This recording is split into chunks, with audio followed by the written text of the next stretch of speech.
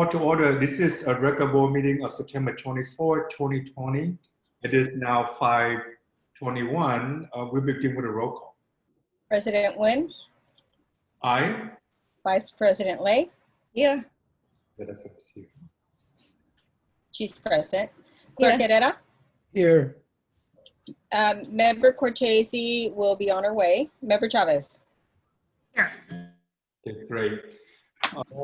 So let me read this opening statement. Welcome to the meeting. If there's any members of the public who would like to address the board on a closed session agenda item at this time, please submit your comment online by accessing the form on the district homepage at www.esuhsd.org or submit via text at 831-524-5100. Please submit your written statement comments to no more than 1,000 characters in length. Public comment will be submitted online and will be read into the record. You may also raise your virtual hand in Zoom to request to speak. You will have 2 minutes to speak. Do we have anyone that submit their comments online, Mr. Vanderzee? Board President, there are no written comments for closed session. Great, thank you. And I don't see anybody raising their hand in virtual hand in Zoom either. So the board will now adjourn to closed session or recess to closed session, and we will join the public in open public session when the closed session is completed.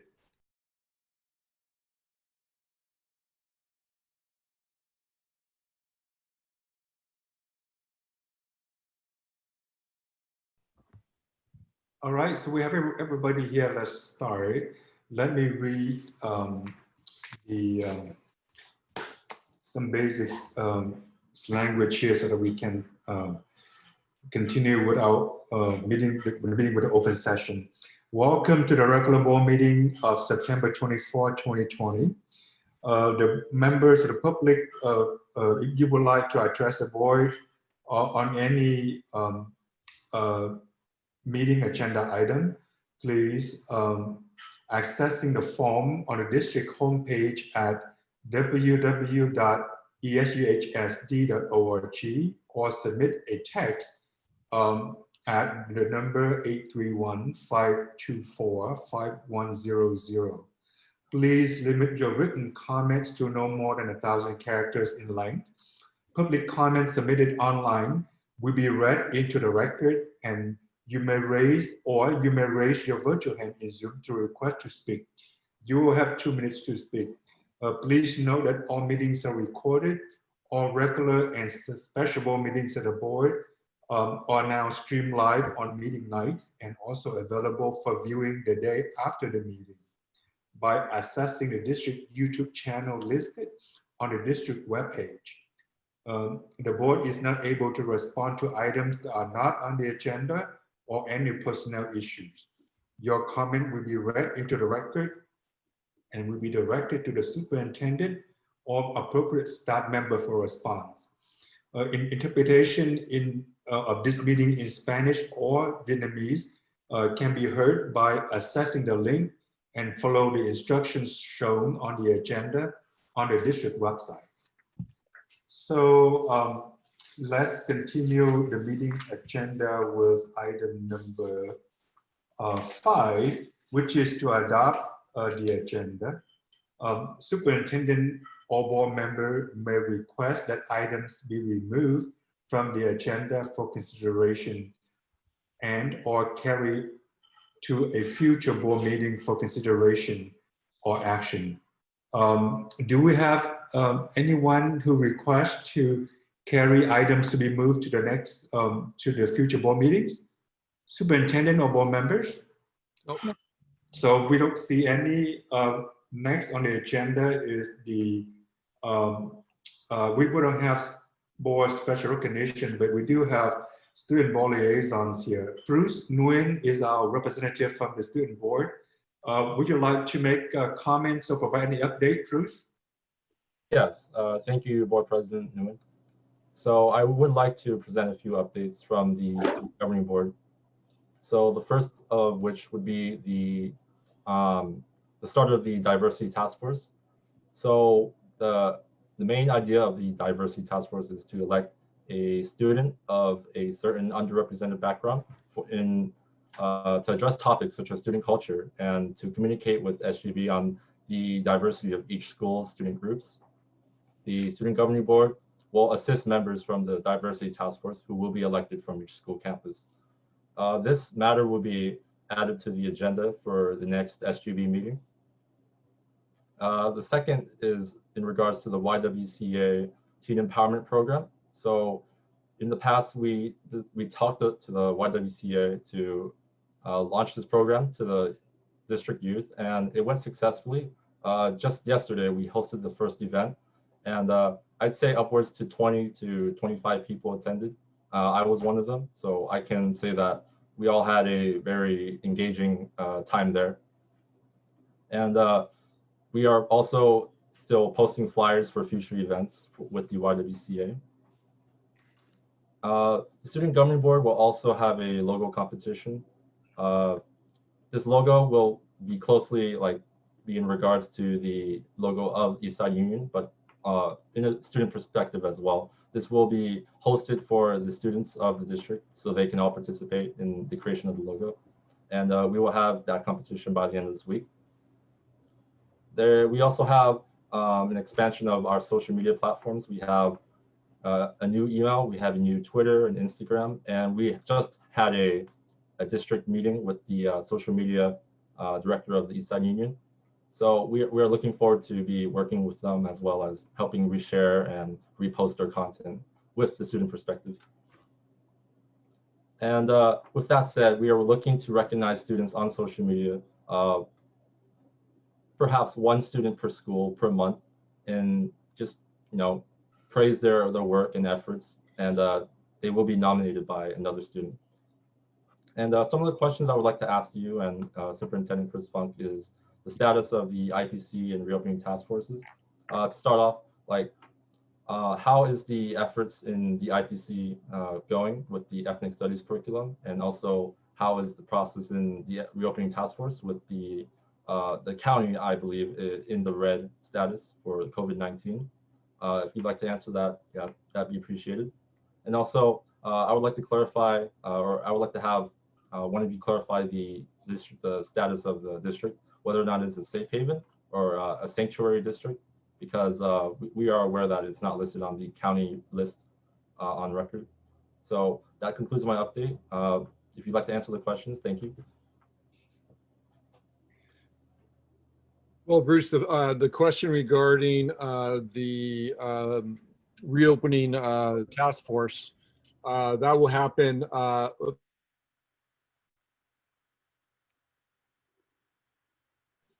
You're on mute, Chris. How about There now? you go. All right. So I will cover the reopening task force under COVID update on 11.1. In terms of the IPC, at the next board meeting, we will lay out the timeline regarding ethnic studies and be having a board discussion at the next board meeting. And there was a third question, and now can someone help me with what was the third question, Bruce? You talked about the task forces, right? Did you talk about the sanctuary district status? Oh, correct. So when the board passed their resolution, they intentionally left out. We intentionally left out the word sanctuary for political reasons, and so we have board policy that says that we will protect the student IDs, our students. There are procedures for ICE coming onto our campuses. And so for all intent and purposes, we are a sanctuary district. We just chose not to actually use the term sanctuary in our resolution, as well as we have board policy tied to supporting all of our students who are DACA students. Okay, yeah, thank you for the clarification. All right. I'll be glad to bring those back to the SGB at the next meeting. I appreciate it. All right. So next agenda on the meeting is the presentation from our principal. Mr. President, Yes. Oh, I wanted to engage in a conversation with our student trustee before we move on, if that's all right. Okay. So I congratulate you for bringing on the YWCA, is it YWCA program? Yes. And I'm wondering what the next steps are for that, so that we can, how can we engage more of our students in that, in participating in that program? So to my knowledge, schools have been resharing the event flyer, and a lot of students are aware on their school websites, such as School Loop. I believe the next step would probably be to have like the district reshare that as well on their social media. And by doing so, we would probably have more engagement from parents who would also tell their students that this is a program that exists. Great. Yeah, I was very excited that you were taking that on, and I just want to make sure that the students who are most, I guess, in need of that information are have access and are encouraged to participate in it. Yeah, and I would love to have that like on a bigger platform, you know, for the entire district and the community. Mm-hmm. Great. Well, great work there. Okay. All right. Dr. Ron Lay, principal of Santa Teresa High School, will be making a presentation or providing a presentation on the school progress.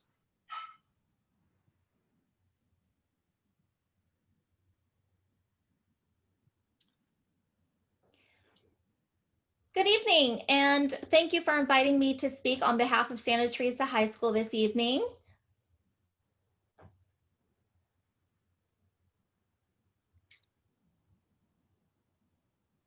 Would it be possible maybe to shrink the view a bit?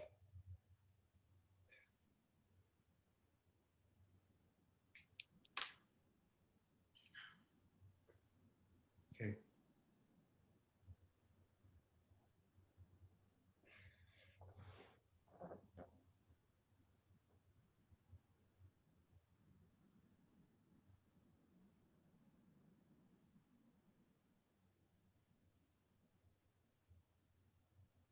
Thank you so much. So there are so many highlights that I have to share with you this evening, or I could share with you, but I'm going to limit the highlights to 3 different areas.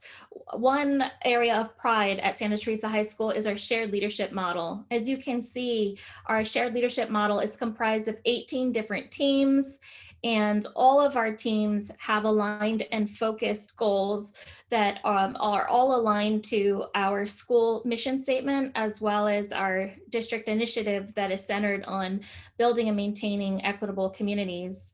Our shared leadership at ST means that we're promoting social emotional capacity, content area mastery, and educational empowerment.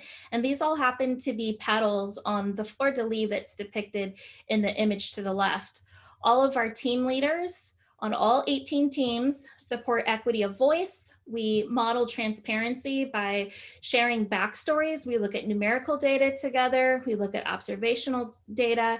And we also feel that qualitative data is important as well. So we look at the everyday lived stories of things that are happening in the classroom, in the offices, things that we're hearing from students as well as from our families. And so we believe that anecdotal data is very strong, just as strong as quantitative data in many ways.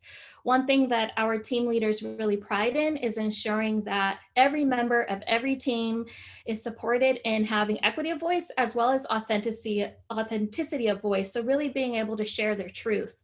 All of our team leaders, including our administrators, really strive on a daily basis to cultivate leadership ability in everyone and really understand what everyone's why is, why they chose education, and the vision that they have for the school, and together bringing that to fruition. So as you can see in the image on the right, we really do believe in more of an egalitarian model. We don't want things to come top down. We really want everyone to be part of the decision-making processes on campus and to really be able to share on an ongoing basis what they feel is working, what they don't feel is working at the end of the day for students. So at the end of the day, we can really provide the best quality education we can as well as the best experience in high school. Another area that we really pride in is our belief that healthy dissent does lead to consensus building. As I've had the opportunity last school year and continue to this school year to build relationships with our different staff members, I've really come to understand that it really is a strong point that our staff is very vocal, like to advocate for their points of view. And sometimes this leads to a little bit of healthy conflict, differences in opinion. But at the end of the day, I have found that through conversation and really coming together to be able to share our truths, that ultimately we are able to build consensus and at the end of the day make decisions that are going to be beneficial to all of our students, our families, as well as our staff. So at the end of the day, I would have to say that the shared leadership model is one of my current areas of pride, and I really wanted to share that this evening. Next slide, please.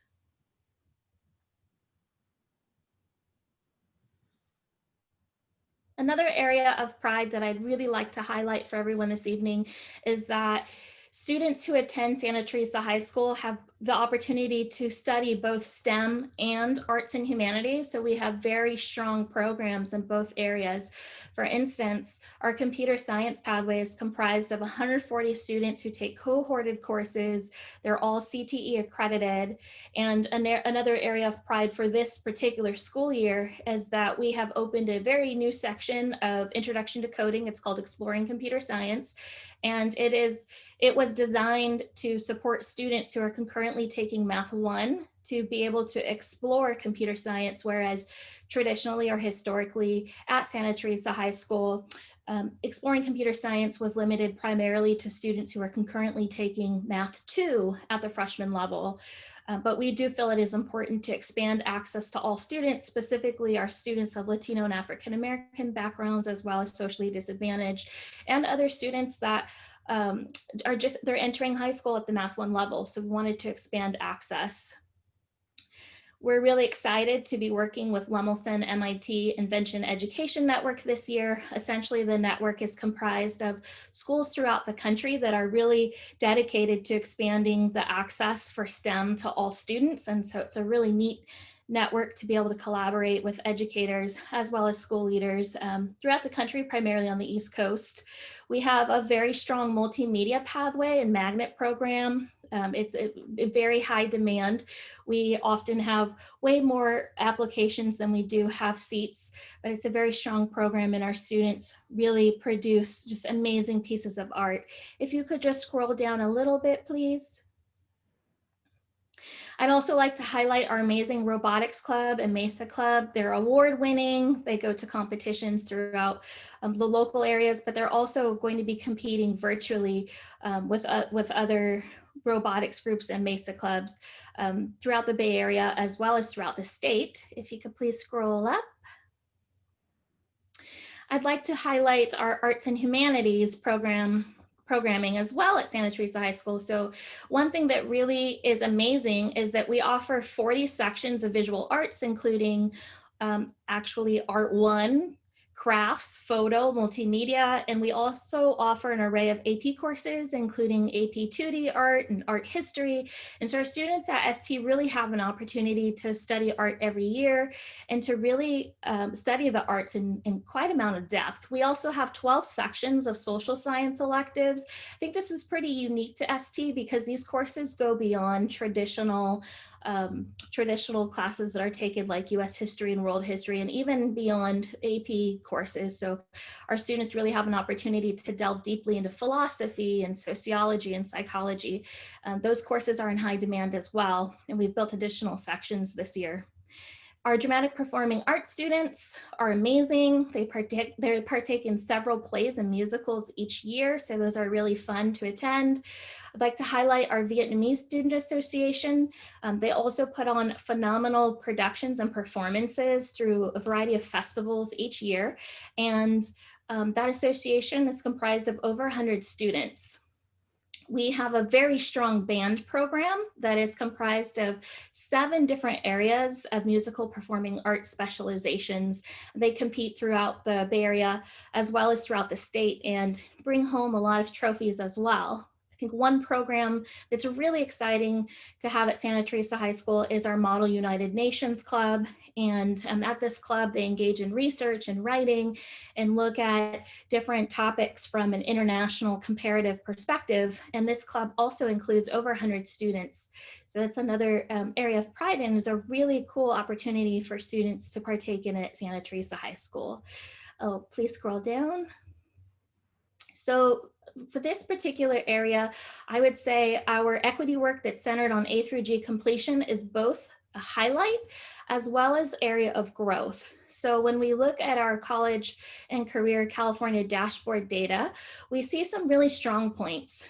For instance, we have a very high graduation rate, and we have a high A through G completion rate or college career readiness rate overall when we compare ourselves to other high schools with similar demographic backgrounds. That being said, when we disaggregate the data, we do find we have some work to do with respect to building equity, ensuring that at the end of the day, all students truly have access to rigorous coursework and to being able to complete A through G requirements. If you'll please scroll down. In looking at the data points that are provided in the table above, we have found as a team, as a staff, within our ITL teams and our WASC teams, as well as our administrative teams, that we really need to do more work identifying students who are at challenge for not meeting A through G. We don't have to click on the live links now necessarily, but I'll just describe the documents that will pop up if you click on the links. So if you were to click on identify, it would actually take you to a series of reports and tools that were created specifically.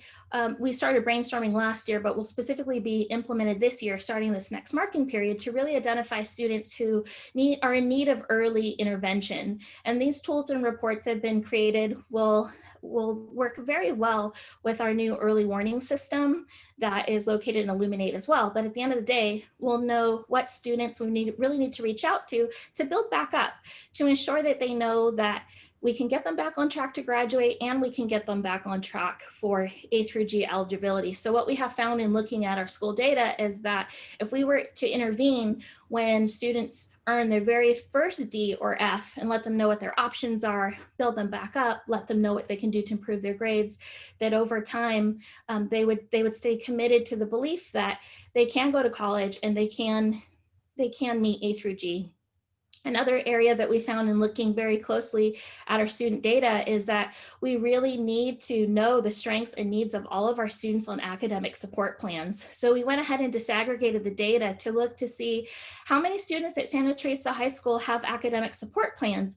And surprisingly, we found that 407 of our students out of just over 2190 have an academic plan. 19%, that's 19% of our student body. 206 of our students are on an IEP, 130 students are on a 504, and 71 students are on an IST. And what we have found is that we needed to ensure with greater consistency that all teachers know that students have a plan. So, Dr. Rowley, may a quick question? Yes. Yeah, so how come the number of 504, number of students who have 504 is so much fewer than those who have IEP? There's a difference, okay. Sure, yes, absolutely. It is because there's a difference in qualification. So students who are on an individualized education plan, essentially it means that they have gone through a battery of psychometric testing as well as academic testing. And our psychologists, based on the criteria they use, have determined that they're eligible for special services.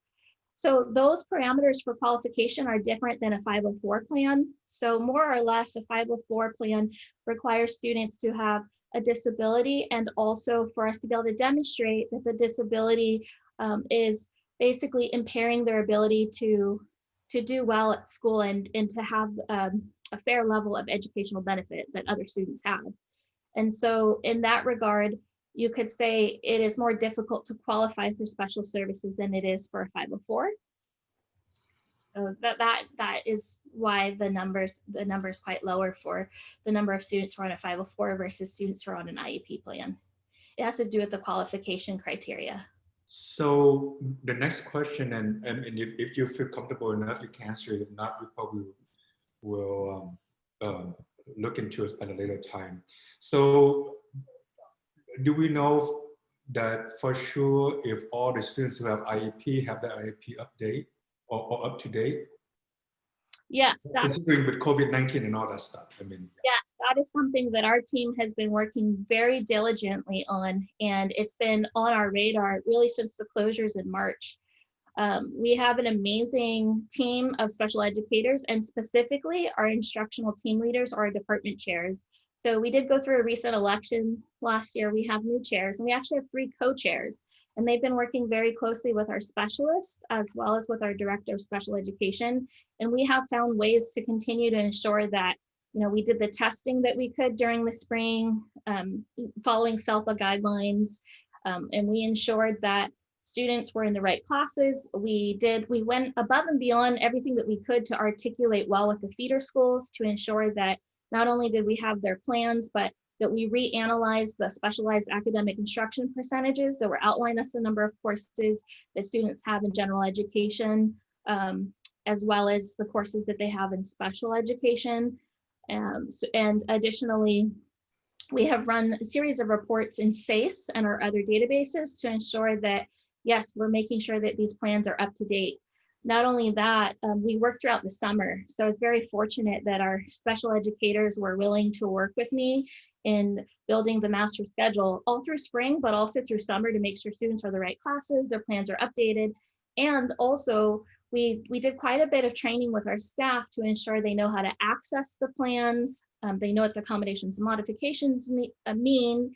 And we also streamlined our communication process. So our teachers really know who to go to about what types of plans and what that looks like. So we have different types of case managers. For instance, we have 504 case managers, we have IEP case managers or special education case managers, and we also have IST coordinators. And so we've really streamlined that process so everyone really understands where to get information when they need help.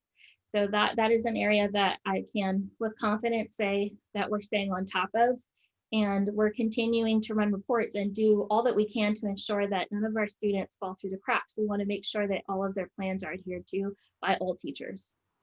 Thank you. Thank you for that information and for that confidence. Absolutely. Thank you. Another indication that the data has shown is that we need to provide more opportunities for students to recover Ds and Fs to regain A through G eligibility earlier. And so traditionally, students have not always received interventions until junior or senior year, when sometimes they've already given up or things have snowballed on them. And so we're actually starting something new this year where the marking period just ended. We're running a series of reports, and we're going to be holding 1 or 2 Zoom meetings by grade level, inviting parents to go over graduation requirements as well as A through G, and really explain how students can get back on track, and to really believe that 1 D or 2 Ds or an F here or there is not going to stop a student from qualifying from college for college admissions if we're able to address that very early on. So our counseling team and our administrative team, as well as our MTSS teams, are working together to figure out how to intervene earlier on and really be committed to believing that it's not too early to intervene in the freshman and sophomore years, as opposed to later on in, with upperclassmen.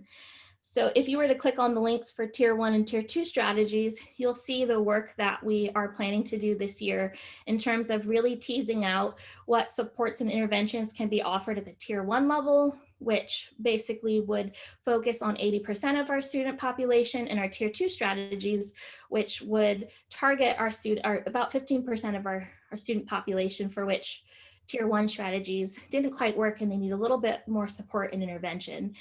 As we spoke about a few minutes ago, one of our areas of passion is to really empower our students and parents to understand the rights that they have in their plans. So if you were to click on these different areas for students, for instance, in our student parent handbook, we came up with a list of strategies that students can use to maintain their academic progress and to do the absolute best they can, even in a distance learning setting, and the same for parents. So in the student parent handbook, there are some tips for our parents as well as quite an extensive list of opportunities that parents have to engage with the school. If you were to click on the SPED and 504 link, you would see that there's materials that we distributed this year for the first time to our parents during Zoom meetings to share with them the different rights that they have in their plans and different ways to advocate to ensure that their accommodations and modifications are being followed, and who to contact when they feel that they aren't. And we have found that in holding those Zoom meetings, we have actually been contacted by a good number of parents and students who've been advocating for themselves. We also gave them information about what to expect in a meeting, so that if there's a particular area that's left out, they're able to ask. And we're able as a team to ensure at the end of the day that students, their services are being met fully and they're being supported in the best way we can as a staff.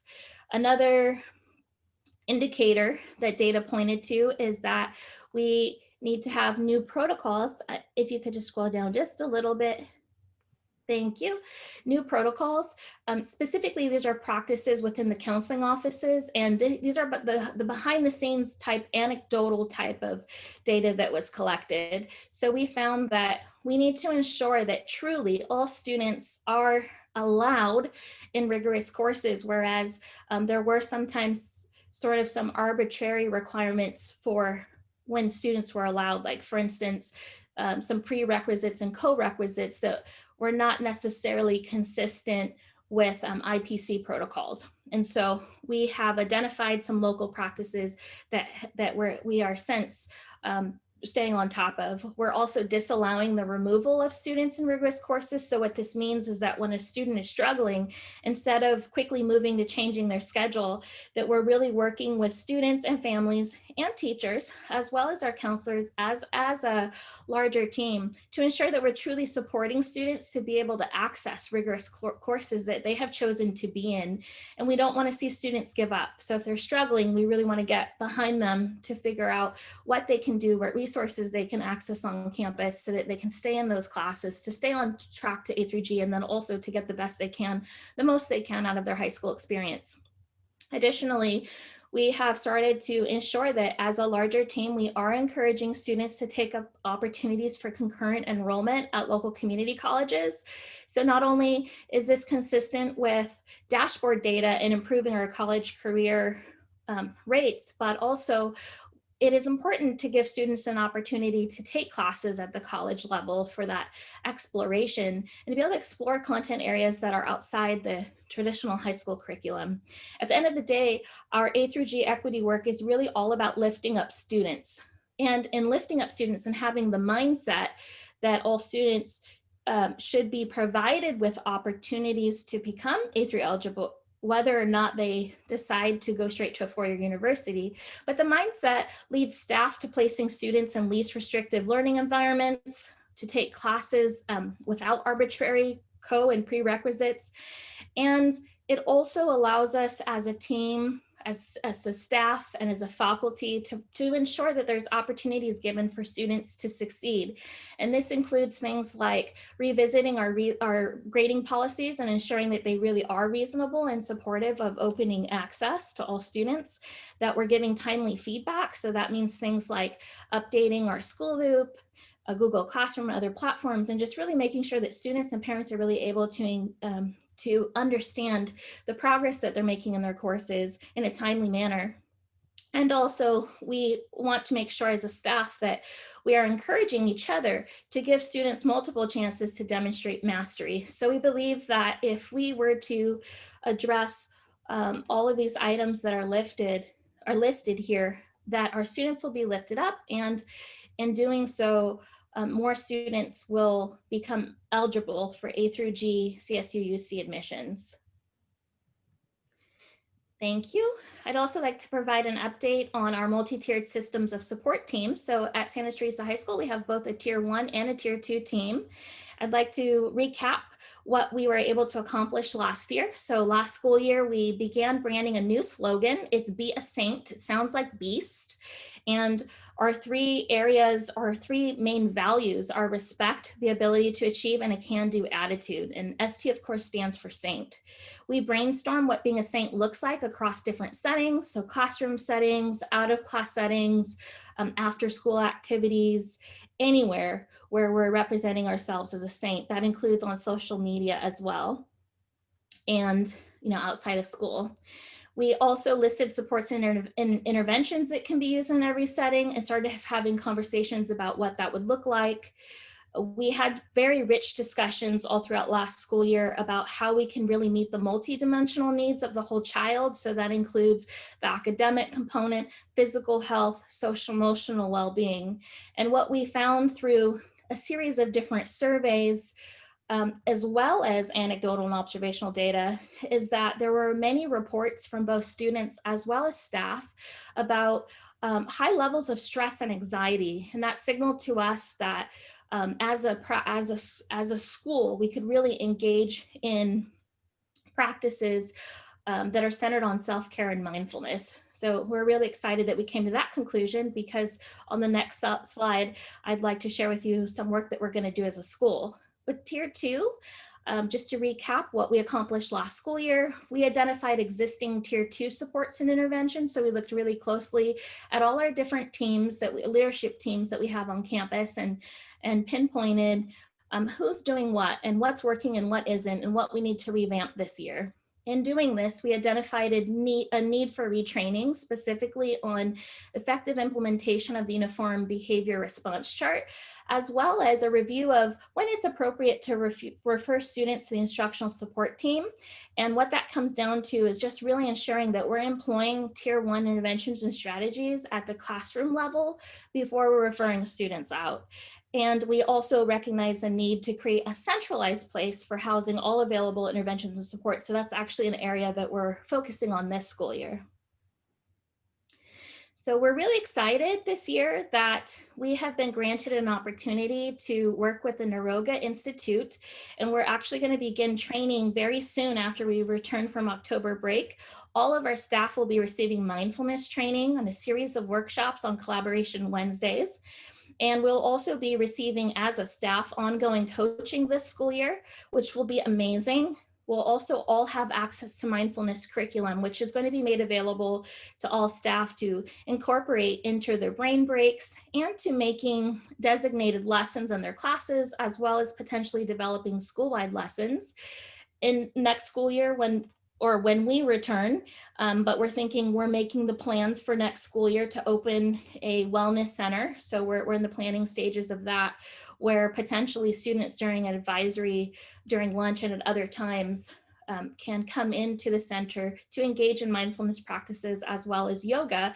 And we actually have a couple of certified yogis that are interested in partaking in that. We're really excited that this training will also include students, and specifically, we have a group of student leaders who were identified last spring and have already begun training in not only mindfulness practices, but also in becoming trainers of mindfulness practices. So our students who are trained will actually be available to visit classrooms to lead classes in mindfulness exercises. So that's really exciting. So there are so many highlights about Santa Teresa High School, and so at a later point, you may see that there's an appendix that was created to really highlight all of the amazing things that happen at ST.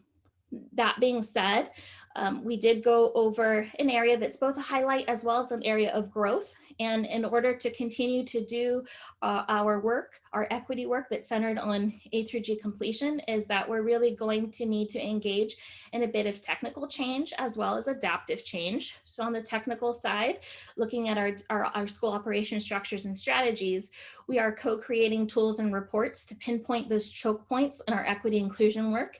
We're identifying relevant policies that can support this work. For instance, we have existing board policy, administrative regulations, and collective bargaining agreement language that support this equity work. We're also working on co-creating new protocols for addressing roadblocks for creating and maintaining equitable, inclusive opportunities for learning. And We're also ensuring that on an ongoing basis, we're implementing the protocols that we say we will, and we're also evaluating the effectiveness of those protocols. So if they need to be shifted, we can do so. If you were to click on the predetermined intervals, you would be taken to a list of our school goals, as well as our objectives, as well as our checkpoints, and where we hope to be by the end of the school year. It's always so important to celebrate progress that's made, especially when there's change. We also, in order to do this technical work, we have quite a bit of adaptive work to do, and this happens at the relational level. If you'll scroll down, please.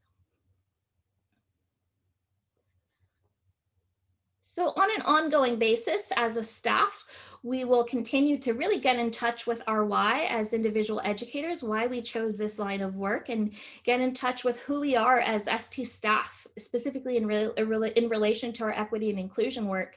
And what we're going to work on over the next couple of years is engaging in intellectually stimulating and imaginative discussion. So we have a number of smaller teams that have engaged in book studies, and we'll continue to do this and perhaps expand this on a larger basis, but engage in book clubs centered on, for instance, the book Grading for Equity or Failure is Not an Option, other books to really engage in envisioning where we'd like to go over the next couple to few years as we continue to develop our strategic plans.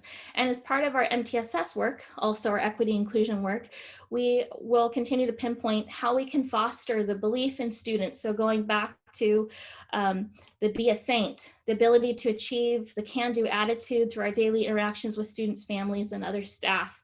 So how we can continue to foster those beliefs. And also as a part of our MTSS work, we will ensure that we're building consensus and forming common agreements about the different supports and interventions that we would like to see be used in all classrooms to support the ultimate academic success of all students.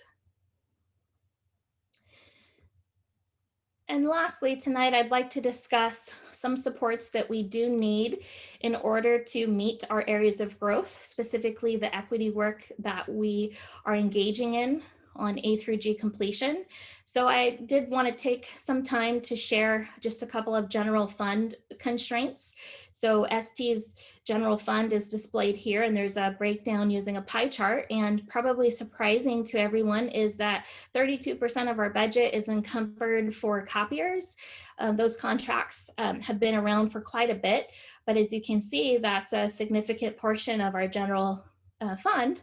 Also, 31% of our budget goes to graduation. And so we may potentially be having conversations about potentially holding graduation at our beautiful ST Stadium. It's brand new, because that would allow us to restore another 30% of the budget. So as you can see, 60% of the budget is going to graduation as well as copiers. And then you can see where our other areas of funding is going. We'd like to be able to do more, but we would need to free up those funds. If you'll scroll down, please.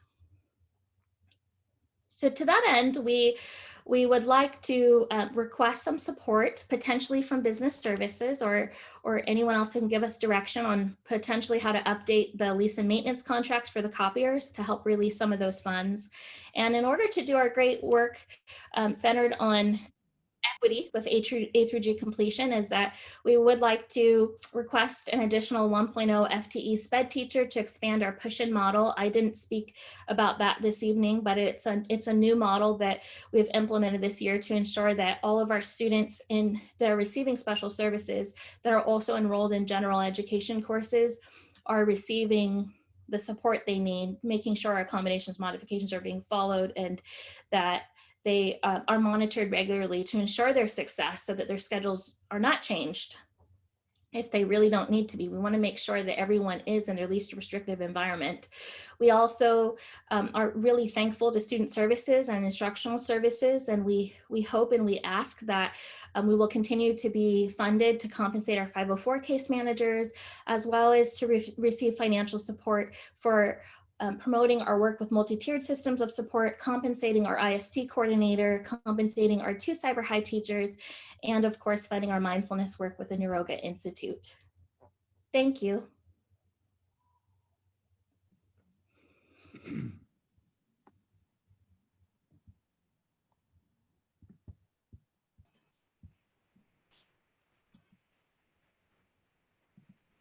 Mr. President, is there any questions from the board members? I'll just comment that that was exhaustive. That was so thorough, and thank you for your preparation. I just want to go away with an overall sense of this.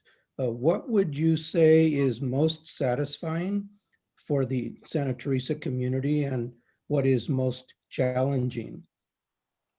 I think the most satisfying is just the breadth of offerings that we have at Santa Teresa High School. You can really flourish as an athlete. So we have nearly 800 athletes. You can flourish as a person in band or drama or the arts or STEM. So we have all of this rich programming. And I think that really is what attracts students and families to Santa Teresa. And that is why we definitely have a lot of interest for transfers. It's a really amazing place to study, to learn, and to be able to engage with peers. An area of challenge would be really ensuring that all students and families have that sense of belonging. And this really does tie in with our A through G data, but if you look at our panorama data, you'll see some correlation. So I'm really confident that the work we're doing as a staff with our MTSS Tier 1 and Tier 2 will help cultivate that sense of belonging to ensure that all students not only feel connected to the school, they feel that ST is their home, but also they'll really believe at the end of the day that they can accomplish anything, including academics, including the A through G completion. So that would be maybe one area that. Thank you. What's the profile of the student being referred to, the type of student being referred to as, you're wanting them to feel more a part of this and have more access or more fulfillment there? What's the profile of that type of student?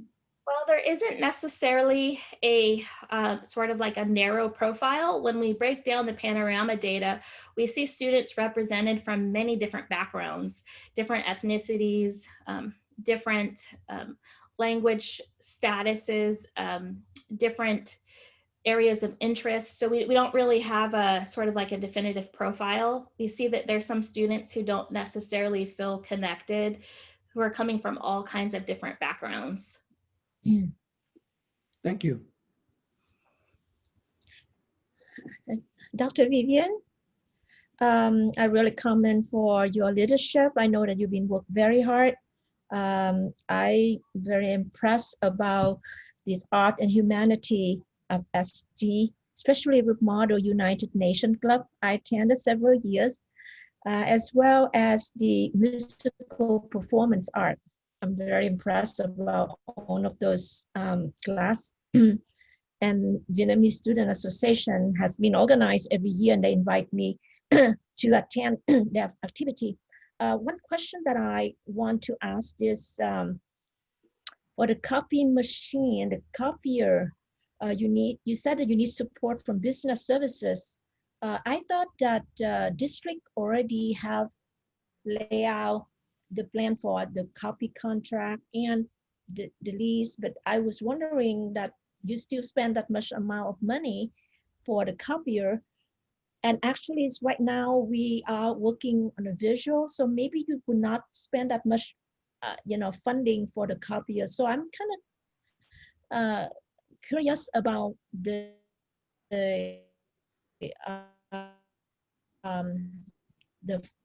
financial funding that we have.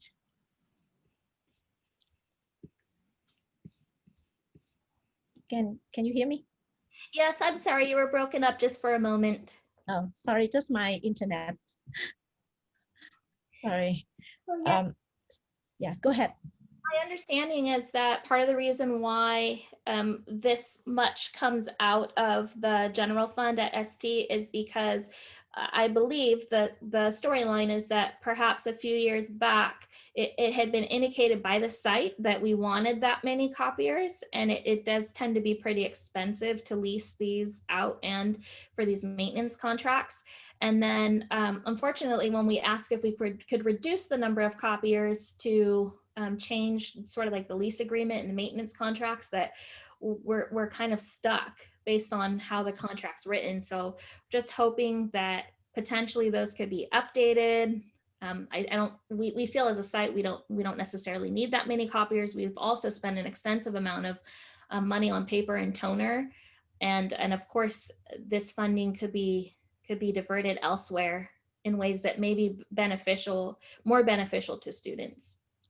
Absolutely agree. I think it's the district probably going to have to review this item, and I really want to see how could we support, not just only SD, maybe other schools that have been involved heavily with the supplier and and the copy machine and all of these maintenance. I'm really applaud for your mindfulness section for student as well as staff and the teacher. So you guys did just a good work, and I think it's very important during the pandemic. So continue to perform, and appreciate all your hard work as well as teachers and staff and students. Thank you. Thank Dr. Ronley, this is Patty, did you have a question? Oh, I just wanted to quickly also echo that, commend you on the mindfulness, and especially training the students to train others. I just think that's brilliant. And I just appreciate all the good work you're doing. So thank you. Thank you. Okay, thank you so much for the presentation. Next I is. had my hand raised. Okay, did you have your hands raised? I had my hand raised, yeah. Oh, you did? Okay. So, Vivian, really, really nice job on a thorough. Oh, you did, that's right. Yeah, on a thorough presentation.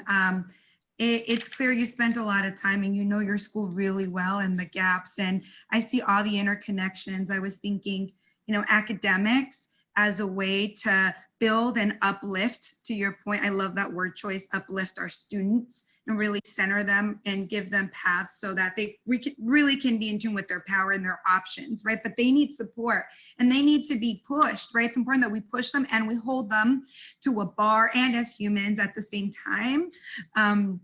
And so I see you modeling through your strategies and as you're thinking about what's next with ST. I did have a question about the work that you're doing with implicit bias, anti-racism, especially with everything that's going on. But after your presentation, it was pretty clear how you're thinking about that. So I don't need to go into that too much, but one thing, I guess a comment, not necessarily a question, is as I was looking at some of the links in data, it is very clear that some of the data in ST matches the data of the district in terms of some of our biggest gaps in populations. And I want to point out the Latino student in particular. Some of the Latino students in the gaps that you're talking about, 4 times as much as the next subgroup, 3-4 times. That's huge. We start off with our, Latino males. So I'm glad that that's being pulled out and it's being noticed. And it's one of the things that I look forward to seeing progress for Santa Teresa, not just Santa Teresa, but the district as a whole, because this gap has been existent throughout a district for way too long. And so that's something that's top of mind for me. And on the racism front of things, yesterday, we got the news on the verdict on Breonna Taylor. That is heavy for a lot of our students, our families, our community. And I'm wondering if, since I have you here as a principal, if you've heard of any students saying, Ms. Ronley, like I need some space, I need something, or have you seen a resource that a student has used within these last few hours to support them through that? I haven't necessarily seen a resource today. However, I will say that everything that happened throughout the summer, everything that's going on in the media and the different events that have occurred, our teachers are ensuring that students do have a space to have conversation. And so as a staff, we're ensuring that we're building and maintaining equitable communities. And we're also promoting student voice and doing it in a healthy way though. And so actually as a staff very recently, we reviewed board policy on talking about controversial issues in the classroom and ensuring that all students are really able to share their experience and their thoughts and their anxieties. And do so with teachers taking not only a neutral stance, but really protecting the safety of the space to ensure that students are able to freely share their views and to engage with one another, so long as it doesn't violate the safety of the emotional safety of another student. And so I know in our classes, our social science classes, but even across the board, that there's different conversations that are taking place, and students are, teachers are making space for students to be able to explore those feelings and those thoughts. It's really important as adolescents, you know, for them to have that opportunity to find their voice and to find their sense of reality. Thank you. Dr. Lay, a couple things. One, I just want to remind the board that we did an RFP district-wide for copier several years ago. And you remember how complicated that is, because every single site has different demands for the number of copiers. And certainly Santa Teresa, you know, 4 years later, 5 years later, may need a different set of copiers in terms of how many that they have. And so when the copiers are up, we will definitely do this again, site by site, and review how many copiers they actually need. Graduations are completely site, it's a site decision. So if Santa Teresa wants to move away from the convention center and host it at Santa Teresa, that is totally their call. Ms. Ronda, I do have a question, because I didn't realize we have employees working for free. So your 504 case managers, your IST coordinator, and your cyber high teachers work for free for you? Oh, no, they don't work for free. Essentially what happened was we wouldn't be able to have those coordinators if instructional services hadn't worked with us to ensure that compensation is available. So because we don't have money in our general fund to support those positions, we've been asking and leaning on instructional services for those funds, and they've been supporting us every year. And so I just really wanted to highlight and thank them for that, because if we were not receiving support, we wouldn't be able to compensate our IST coordinators or cyber high teachers, and we don't have the FTE for those needs to be met that way. Okay, those are all district funded positions, so it's not just unique to Santa Teresa. Thank you. Thank you.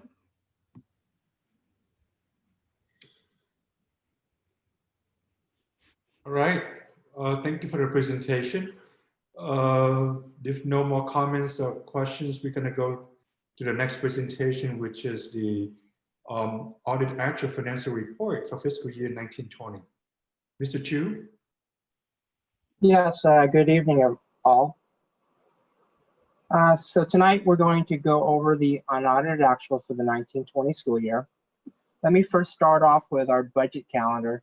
I'm going to spend a little bit more time on this one slide than I normally do, just to give some context to make sure everyone understands what we are comparing tonight's information to.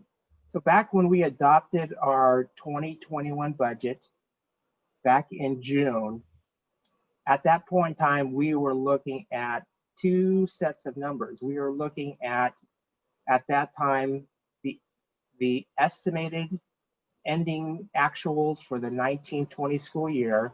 And at that time, we were also looking at the projected budget for the 2021 year. So keep that in mind. So back in June, we were looking at how we were projecting, or how we were estimating to end 1920 year as far as actuals. And at that time, we were also projecting what the 2021 budget was going to look like. And that's the reason why tonight we talk about comparing the estimated actuals to the unaudited actuals.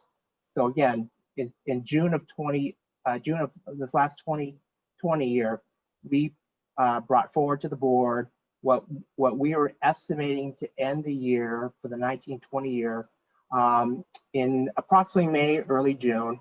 And then again, keep that in mind, due to the COVID closure, we more or less shut down for almost about 1/3 of the school year. So at that point in time, we were estimating what we were going to end the year with, given the COVID impact to the budget.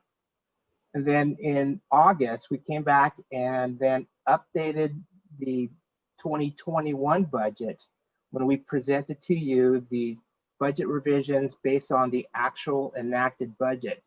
So in August, we went and revised the 2021 budget to factor in the new budget assumptions.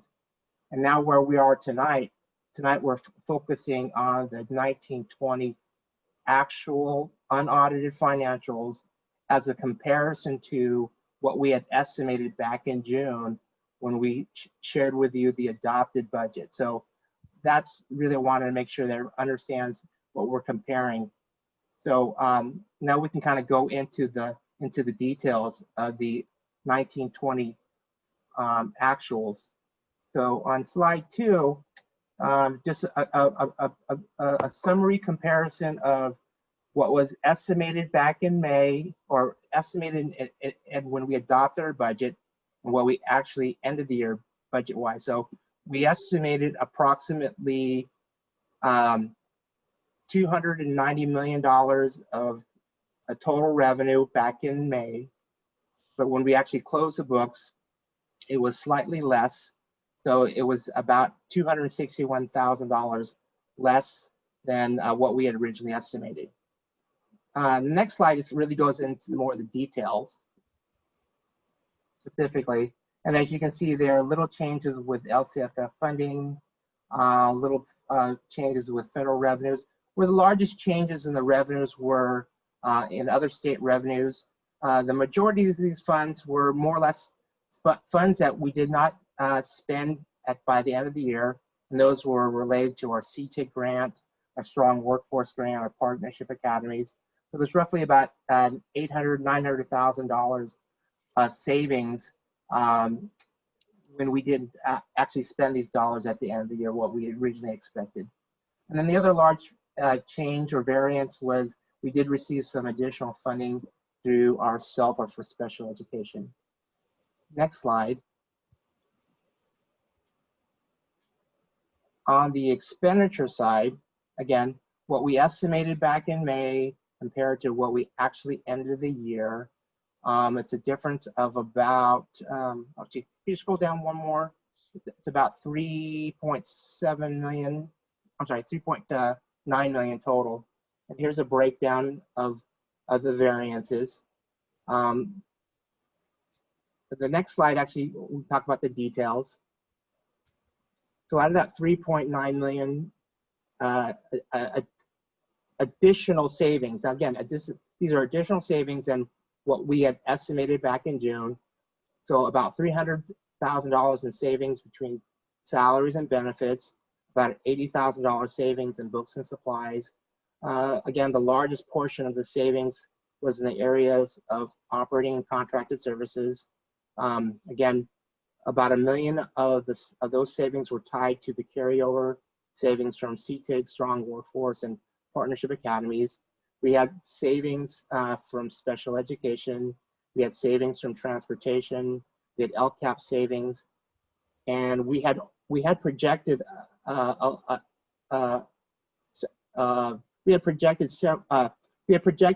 lot of savings as far as utility savings by having our building shut down, but we did receive additional savings from PG&E, and we also did receive some PG&E refunds for our solar production.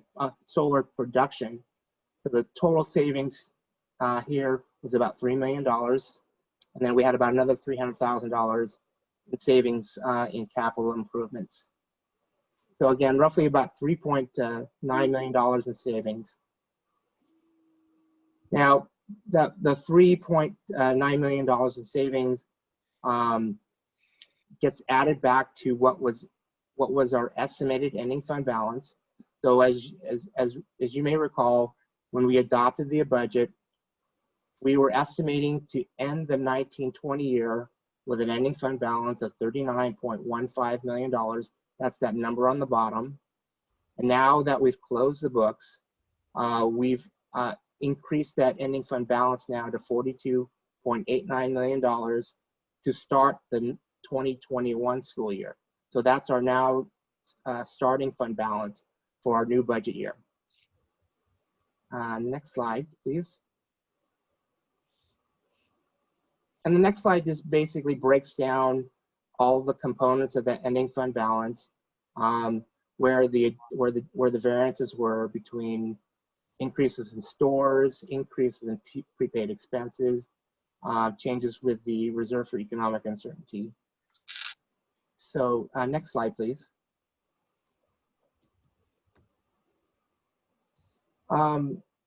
As mentioned, due to the COVID closure to the district last year, we did see some savings when you go back and compare what was originally estimated as second interim towards the contributions for transportation, the contributions to special ed, and so forth. But when we adopted our budget in June, what we had estimated at that time, as you can see in that third column there, and then when the fourth column is just how we actually ended the year. And so staff was very close to what we originally estimated in June, as far as what the contributions for transportation, special education, student nutrition services. The $402,000 savings there for contribution to transportation was actually additional savings that we received from SafeTrans. So last year, as we were ending the year, because they weren't transporting, or they stopped transporting our students at some point in time, there was about $400,000 worth of SafeTran savings alone, and that's pretty much these additional savings here. The $803,000 of additional savings for special education, again, due to savings with some of the services that were provided. So the grand total of additional savings as far as these contributions was about $1.3 million. Next slide, please. Now, the next three slides we're going to go over the multi-year. I hope everyone is familiar with our new formatted multi-year projection. So this first slide here represents the unrestricted portion of the general fund budget. As you can see here, there's year 1, year 2, year 3.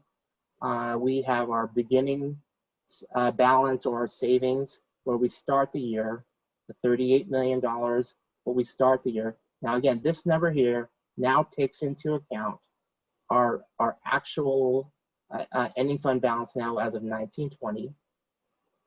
So there's our beginning number, and then what we're now projecting for revenue, that's based on the enacted state budget of $201 million. Our projected expenditures for this year of almost $9 million. And at the end, we're projecting to end the year with an ending fund balance of $30 million, of which we'll have a reserve, our 3% reserve of $9 million. But as you can still see, we are still projecting to deficit spend close to $7.3 million at the end of 2021, right now, based on what we're projecting to receive and what we're projecting to spend. For 21-22, the beginning balance or savings numbers is the $30.7 million. Our projected revenue is $191 million. Our projected expenses now are estimated to be $195, almost $196 million. This number now has been adjusted to now take into account the targeted RIF number. As you may recall, when we adopted the budget, prior to knowing what was the enacted budget, we were estimating the RIF total, or the reduction in force total, to be roughly about $58 million. But now, after the rescinding of the 10% cuts to LCFF, as you recall, when we updated you with the 45-day budget, that number had reduced from $58 million to, I believe, about 31, almost $32 million. And now, after we now have taken into account the ending ending unaudited actuals for 1920, we've now revised our targeted RIF number down to $29.35 million. We'll talk a little bit more about that in a couple slides. But this is what the second year projected expenditures looks like, leaving us with an ending fund balance of approximately $26 million. We have our 3% reserve of $8.5 million. And even though we are targeting to cut about $29.3 million, we are still projecting to deficit spend close to $4.5 million. And so that really, again, continues to speak to our ongoing structural deficit. And the reason why, again, as the board knows, that we are only cutting enough to make sure that we maintain our 3% reserve, or be as close as possible to maintaining a 3% reserve over the entire 3-year period of time. And so when we finally get to the third year, again, we are still estimating the $29.35 million of reductions in force that's ongoing, which would then leave us with a very small ending fund balance, a projected fund balance of $9.1 million. We'd still be able to meet our 3% reserve of 8.8, but now, as you can see, the structural deficit continues to grow. Now it's almost $17 million by the end of that third year. So this is just, again, the multi-year for the unrestricted part of the budget. Next slide, please.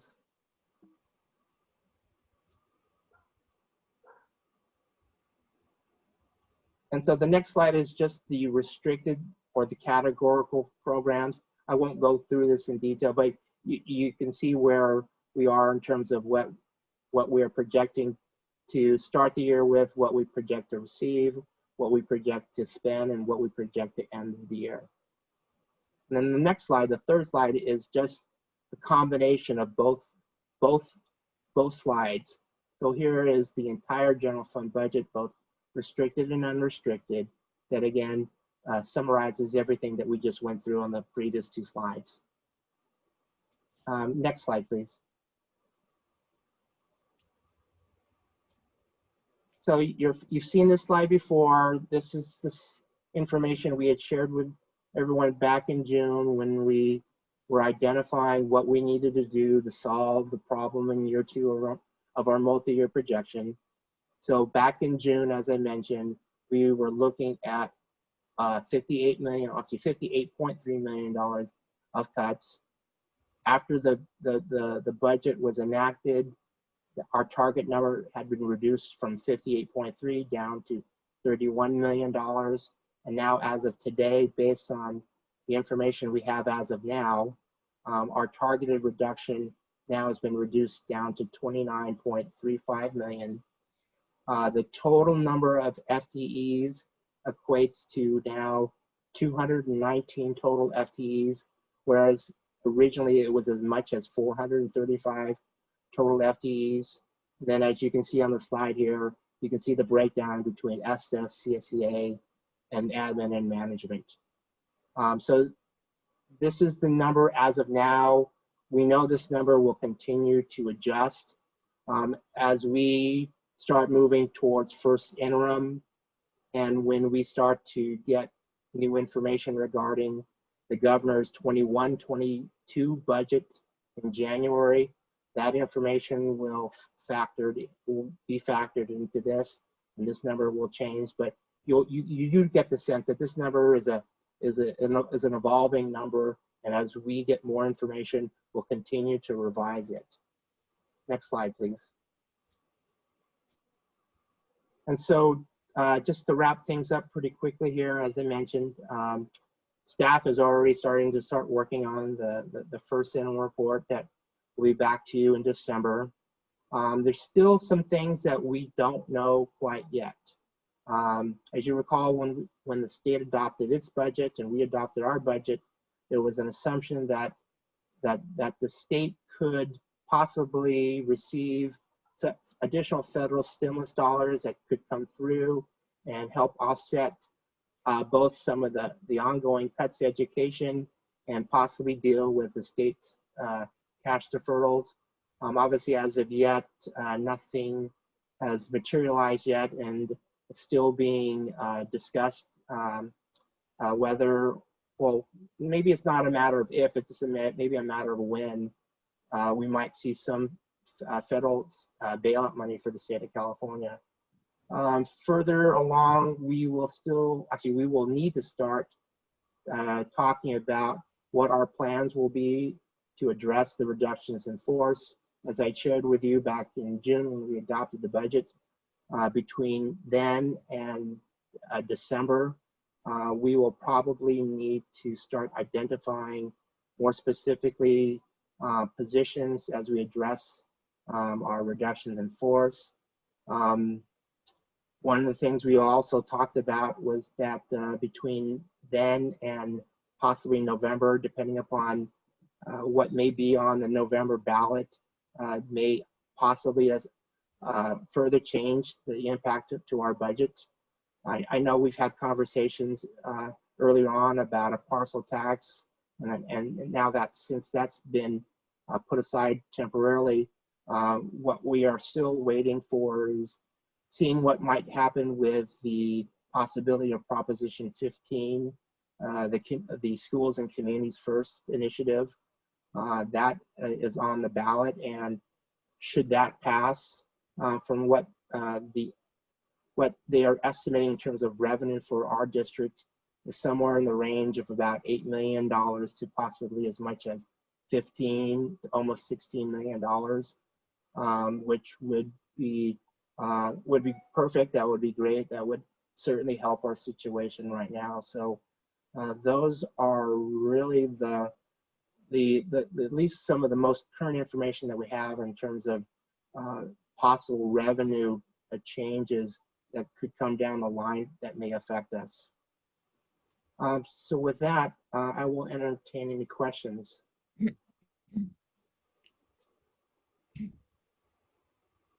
I mean, I have a question. Go ahead. Okay, thank you. Would you go back to slide number 7, please? I think it is.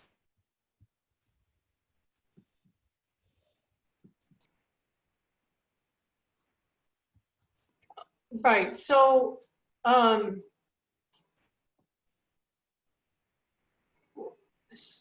I realize this is very a simple overview of a very complex budget, but it just looks to me like we in this year actually had more revenue than expenses, and that we ended the year with more than we started with. Am I reading that right?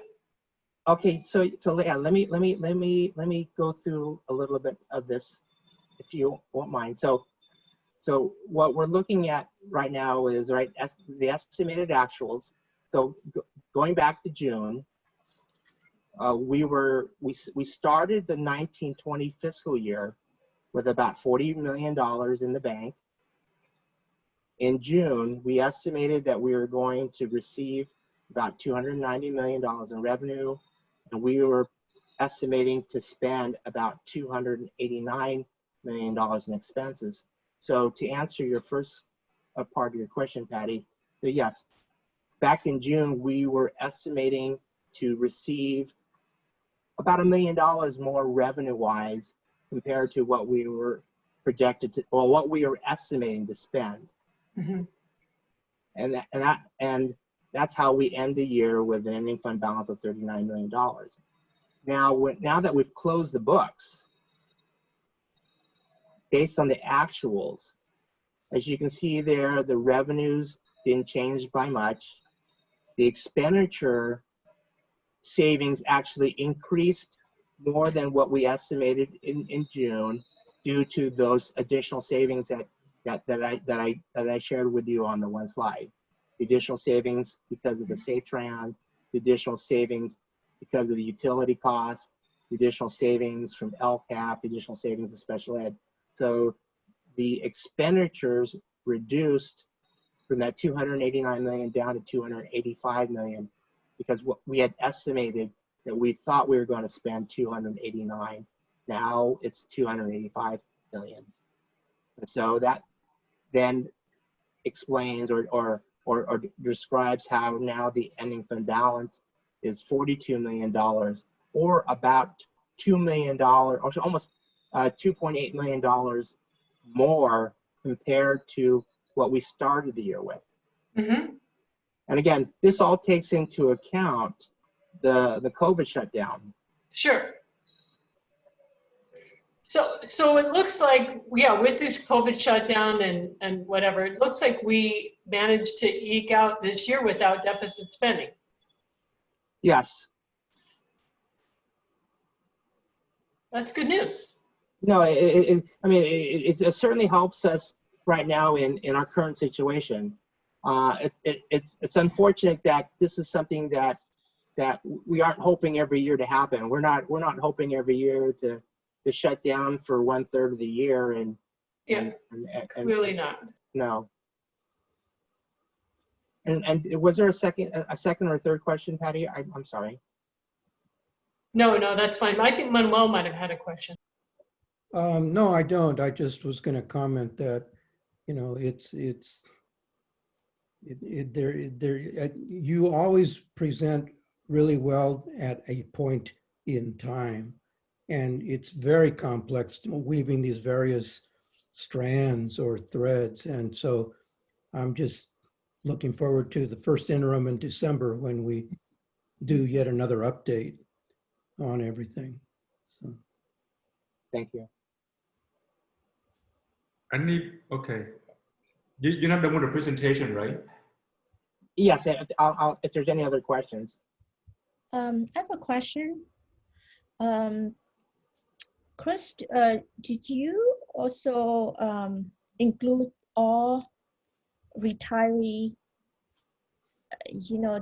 that encounter to, this fiscal year into the budget when that they apply for the fund that, or they want to mention that they're going to retire? So did we budget those funding that they already retired so we can reduce some of our revenue?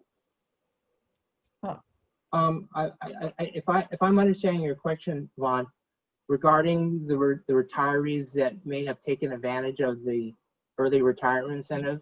Yes, the incentive. Is your question about the budget savings to the budget now that they've retired from the district? Correct. So yes. So, well, I mean, our projected budget, our projected adopted budget factored in the cost savings of those employees who retired who were on a higher salary compared to potentially who was going to replace them at a lower salary.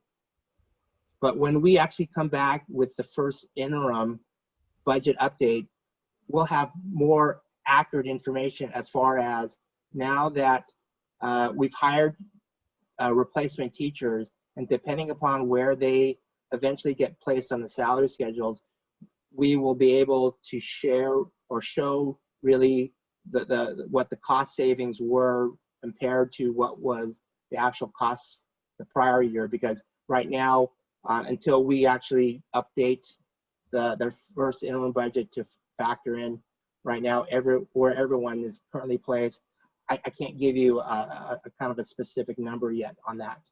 Okay, so we have to wait. When I remember that for the last conversation of study session, we did talk about the substitute teachers.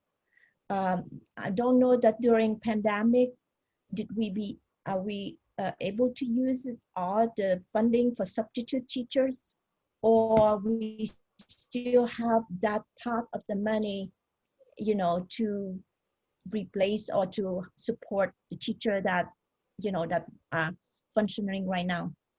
Okay, so to answer your question, as I'm understanding, so back in 1920, what was budgeted for substitute teacher cost was I don't remember exactly what the number was one number, but when we adopted our budget for 2021, what we estimated 1920s actuals was based on what we actually are projecting to actually spend. So we had already accounted for the savings or what we didn't spend in substitute costs. So that savings was already built in and factored into our budget for the 2021 school year, what we estimated our ending balance to be. So we've already taken credit for those those substitute costs that we didn't have to incur. Yeah, so Now for the 2021 school year, we've adjusted down our budget for substitute costs with the belief that we're not going to actually incur as much substitute costs like we would normally have in a regular year. and we did that for the first semester, and come in first interim, we'll adjust for the second. I see. Okay, my last question. So the base page 13. So what we did reduce the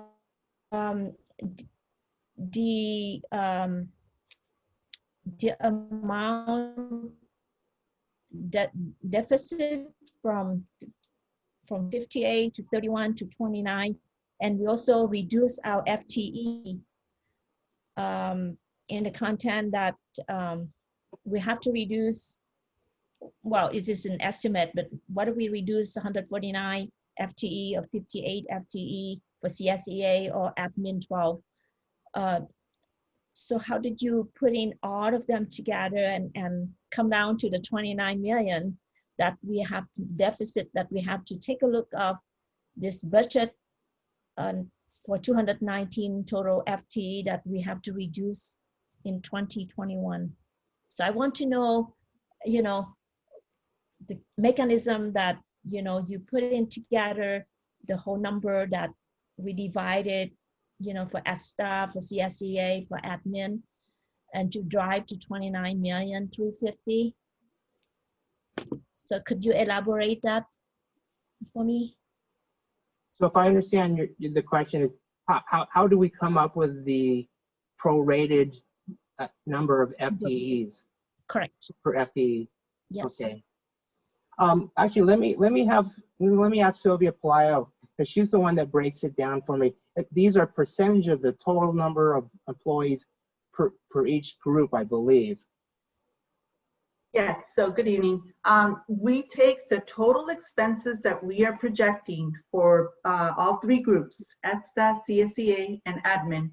And then based on that total, we divide it by the projected amount per FTE. So for example, for ESTA, we have an average cost, and CSEA. Based on what of the total that ESTA makes up, I come up with a ratio, and then I multiply it by the amount of the average position cost. So it's based on total expenses, based on the percentage that each group makes up of that total expense. I don't know if that makes it any clearer. So you have a formula that you can combine it, all of those. Yes, we've been using the same formula since we started the first resolution for RIF. We have not changed the formula. Okay. And so this is the number, well, it's actually, hope it's not concrete, but we hope that we go to the second, you know, interim, then we will revise it, or we're gonna, you know, adapt it, the amount of the FTE, you know, or staff that we have to lay off, correct? Yeah, as I mentioned, this number will Like an continue to interim? change. This number will continue to change. And by the time we have to make some decision, in the beginning of the new calendar year, we'll have better numbers. Okay. Thank you, Chris. Thank you, Sylvia. You're welcome. That's my question.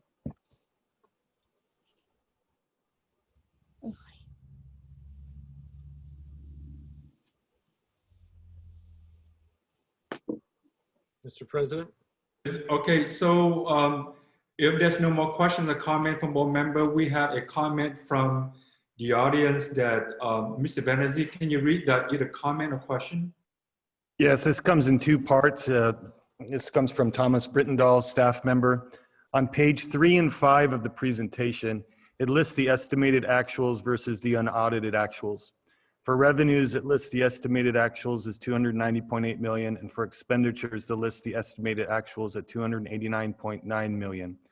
I'm curious where these numbers come from because the estimated actuals from the adopted budget in June 2019 list the estimated revenues at 281.7 million and the estimated expenditures at 299.7 million, which give a much larger variance than slides 3 and 5 would indicate.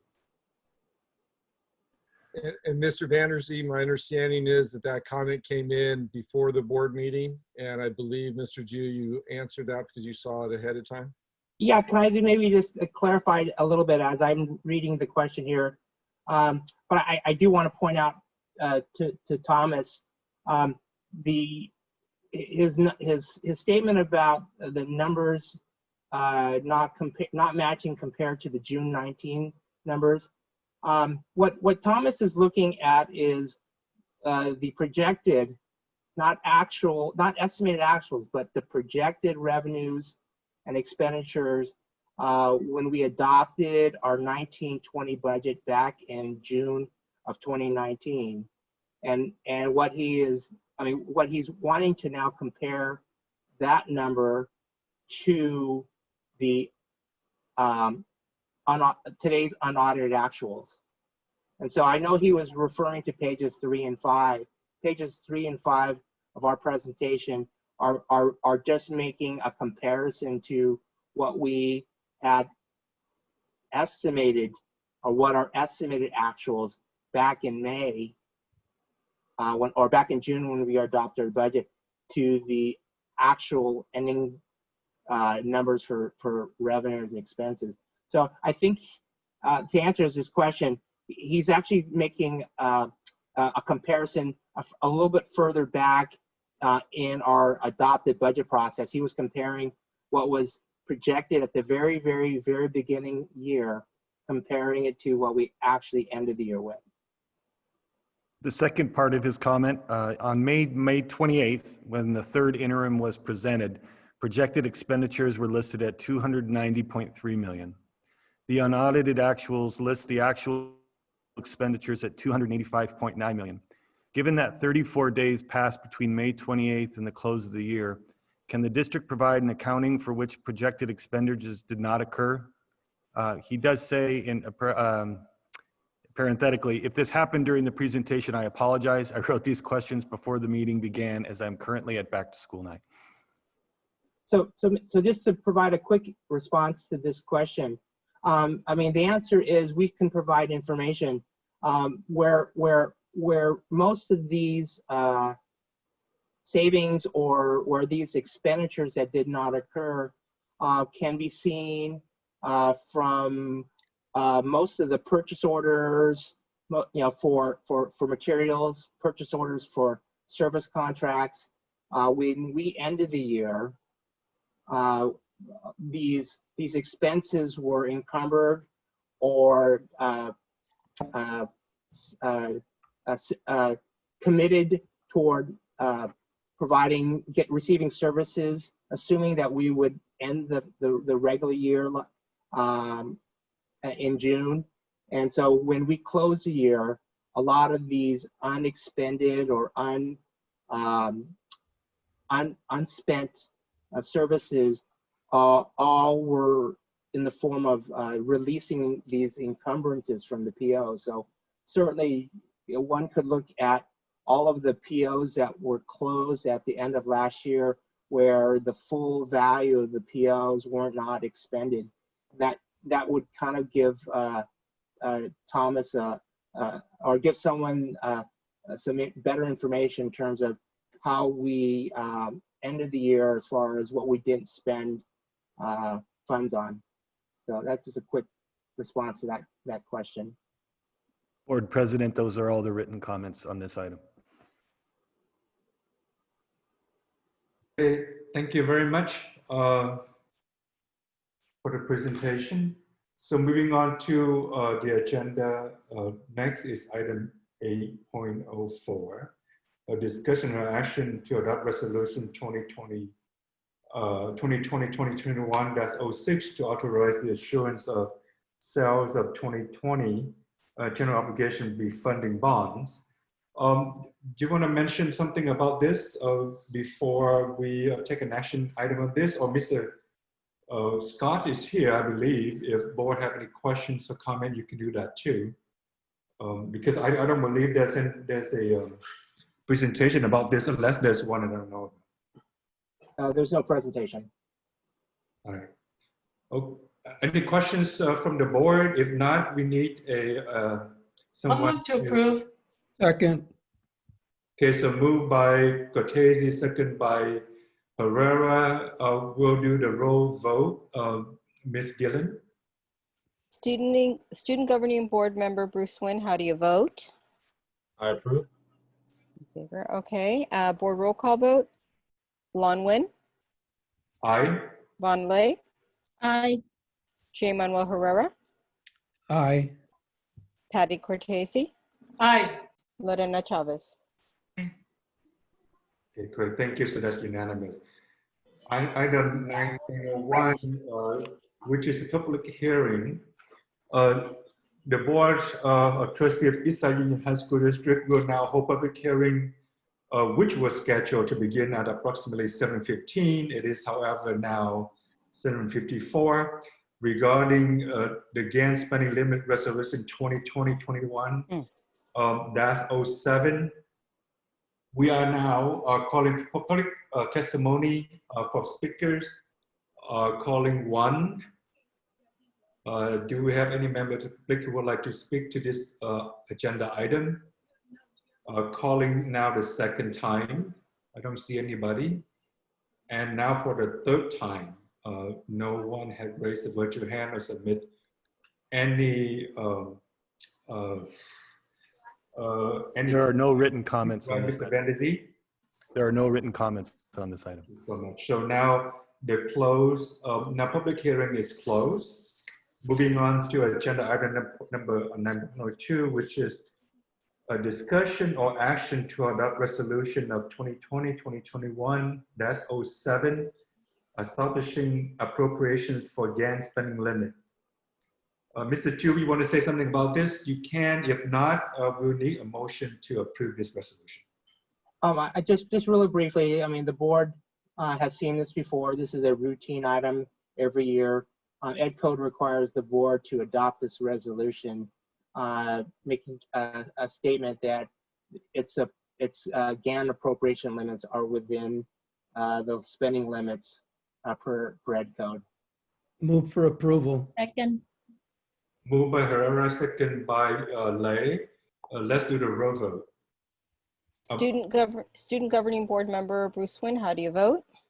I approve. Thank you. Board roll call vote. Lon Nguyen, Aye. Von Lay, Aye. J. Manuel Herrera, Aye. Patty Cortese, Aye. Lorena Chavez. Aye. Mr. President, I apologize. I missed this. If we could go back to 8:03, we do need to take action on this agenda item on the accepting the unaudited actuals. Move for accepting the unaudited actuals. Second. Oh, go ahead. Okay, so there was a motion and a second on 8.03. Let's do the roll vote. Student Governing Board Member Bruce Nguyen, how do you vote? I approve. Thank you. Board roll call vote. Lon Nguyen, Aye. Von Lay, Aye. J. Manuel Herrera, Aye. Patty Cortese, Aye. Lorena Chavez. Aye. That's unanimous. Thank you. Agenda item number 10. This is at a time when public members would like to address the board on non-agendized item. Do we have anybody from the public who would like to address the board on this under this section? I don't see any virtual hand. Mr. Banerjee, do we have anyone to submit any comment? There are no speakers on this item. Thank you so much, Associate Superintendent Banerjee. 11.01 is a presentation and information regarding update on novel coronavirus. Superintendent. Yes, Mr. President, this has become a standard agenda item since March. Today, I'm actually just going to highlight some of the work from the reopening task force about when possibly we'll be able to reopen. If you recall, the reopening task force is specifically tied to phase 3. Phase 1 was everyone was on distance learning because of being on the state monitoring list. Phase 2, we're now off, which means our most underserved students could be served in person.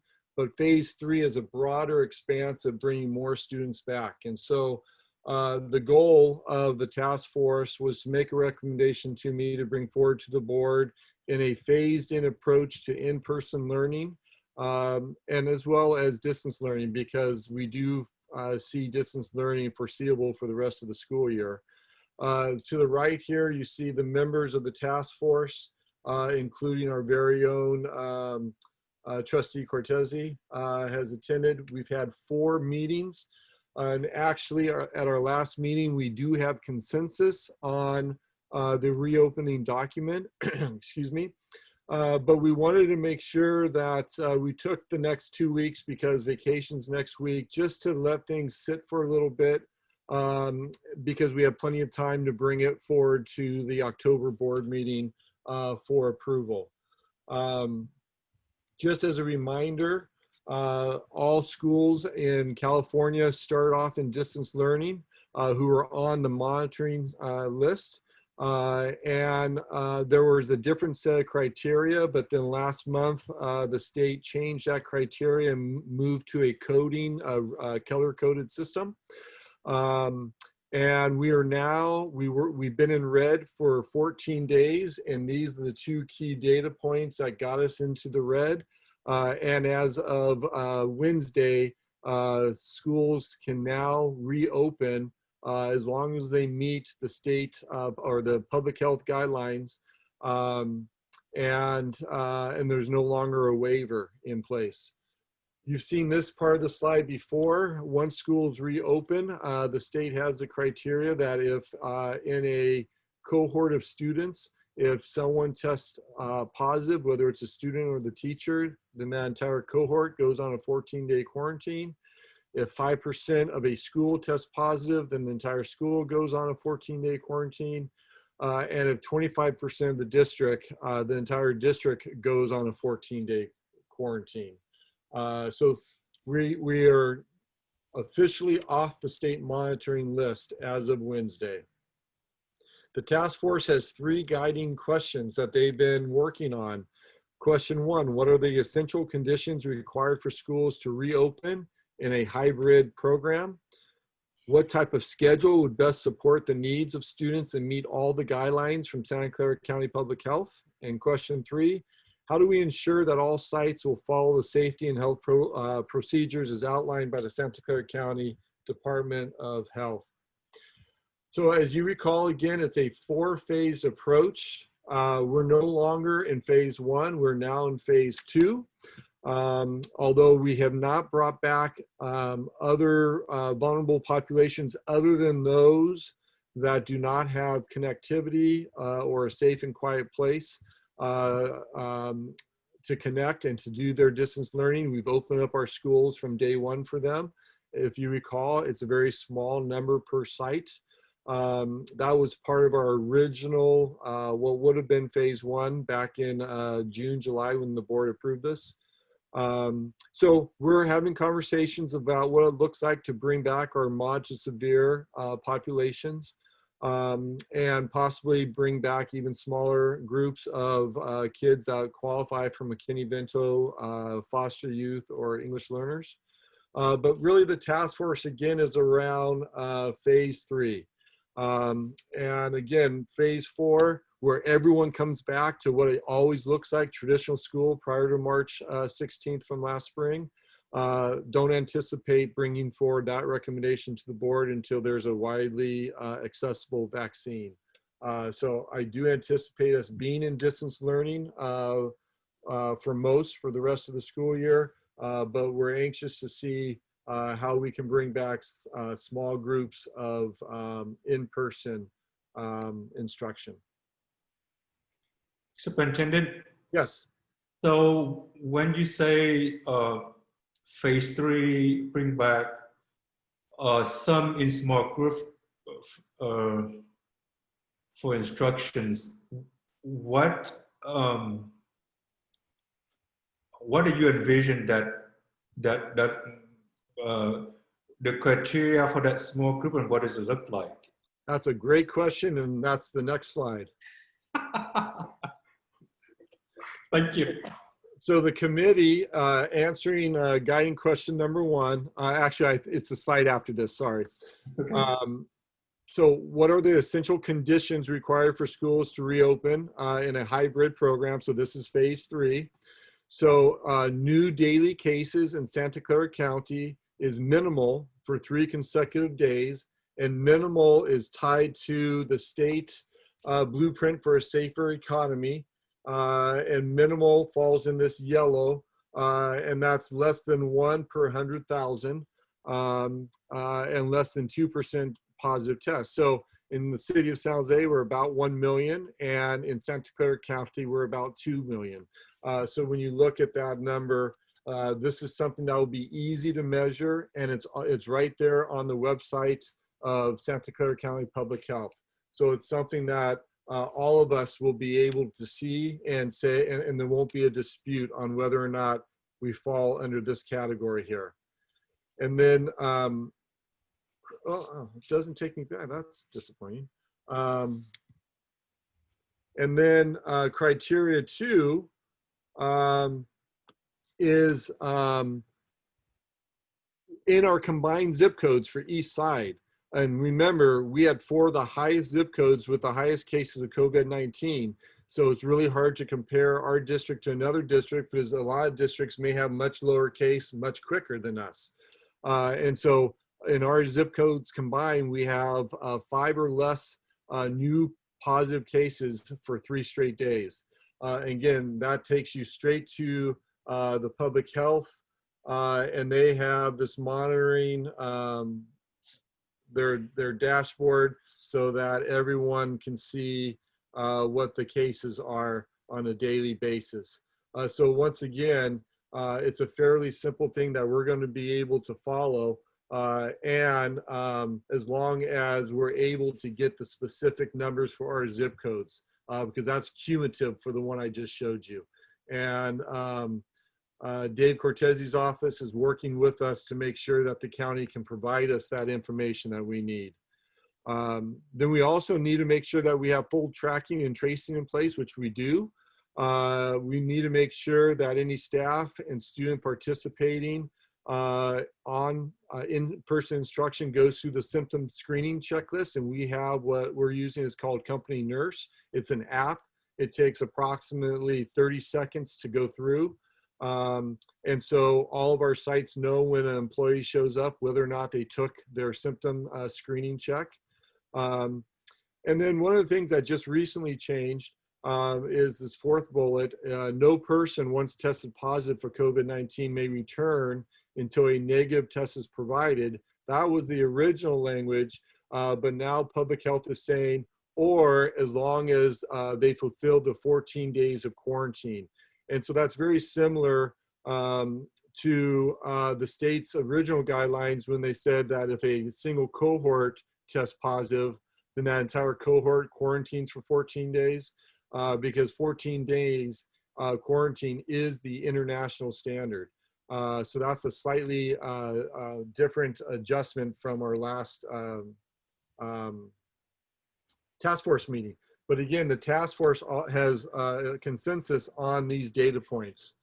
But to answer your question, and this is the other slide, is that, you know, when you think about a high school student takes 6 classes, right? And in each class, there could be anywhere from, you know, 28 to 35 kids, and some sections like PE, 45 kids.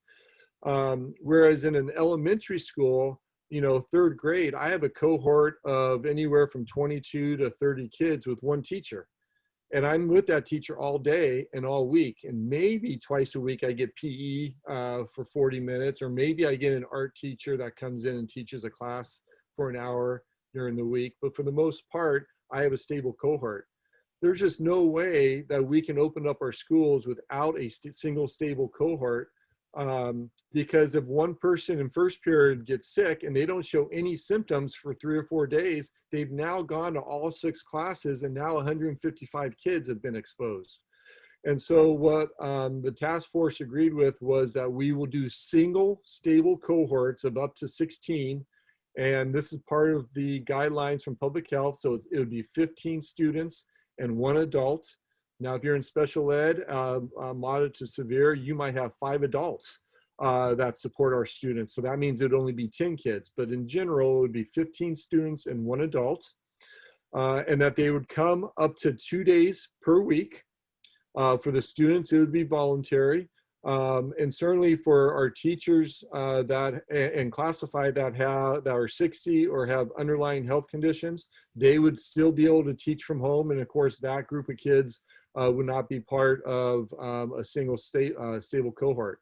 But our other teachers and staff members that are healthy, hopefully one day in the near future, whether it's a month, 2 months, next semester, we'll be able to have these single stable cohorts throughout each school and throughout the district.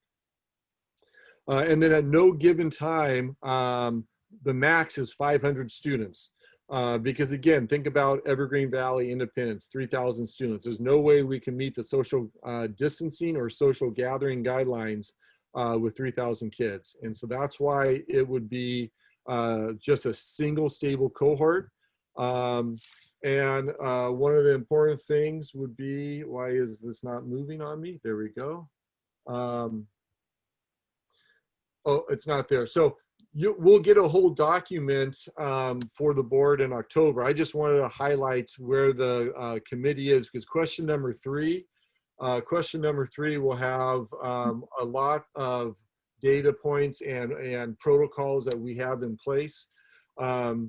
These cohorts would probably have to meet right before lunch, or 6th period or 7th period, so that they don't have to rush to go from their single stable cohort and then get home for their next period of distance learning. It could also fall on the tutorial days or the advisory days. So after 4 days or 4 meetings, the task force really did an amazing job of coming together to put this recommendation together. Like I said, we're going to have a 5th meeting when we return from break, just to make sure that nothing's really changed, to make sure that guidelines from the public health haven't changed. And then this will be brought to the board for ratification at the October board meeting. Any questions? Yeah. If you could go to, I think it was question number 1. Uh-huh. If you can go there. Gosh, this interpretation thing keeps on coming up on my screen. Can you elaborate on the company nurse a little bit more?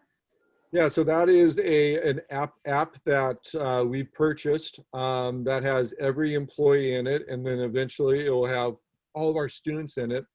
And it is a symptom screening checklist. So instead of doing it by paper, each employee simply opens up their app. They put in their phone number once they have already registered, and then they get a quick code to input, and then it opens up, and they have 3 sets of questions, screening questions.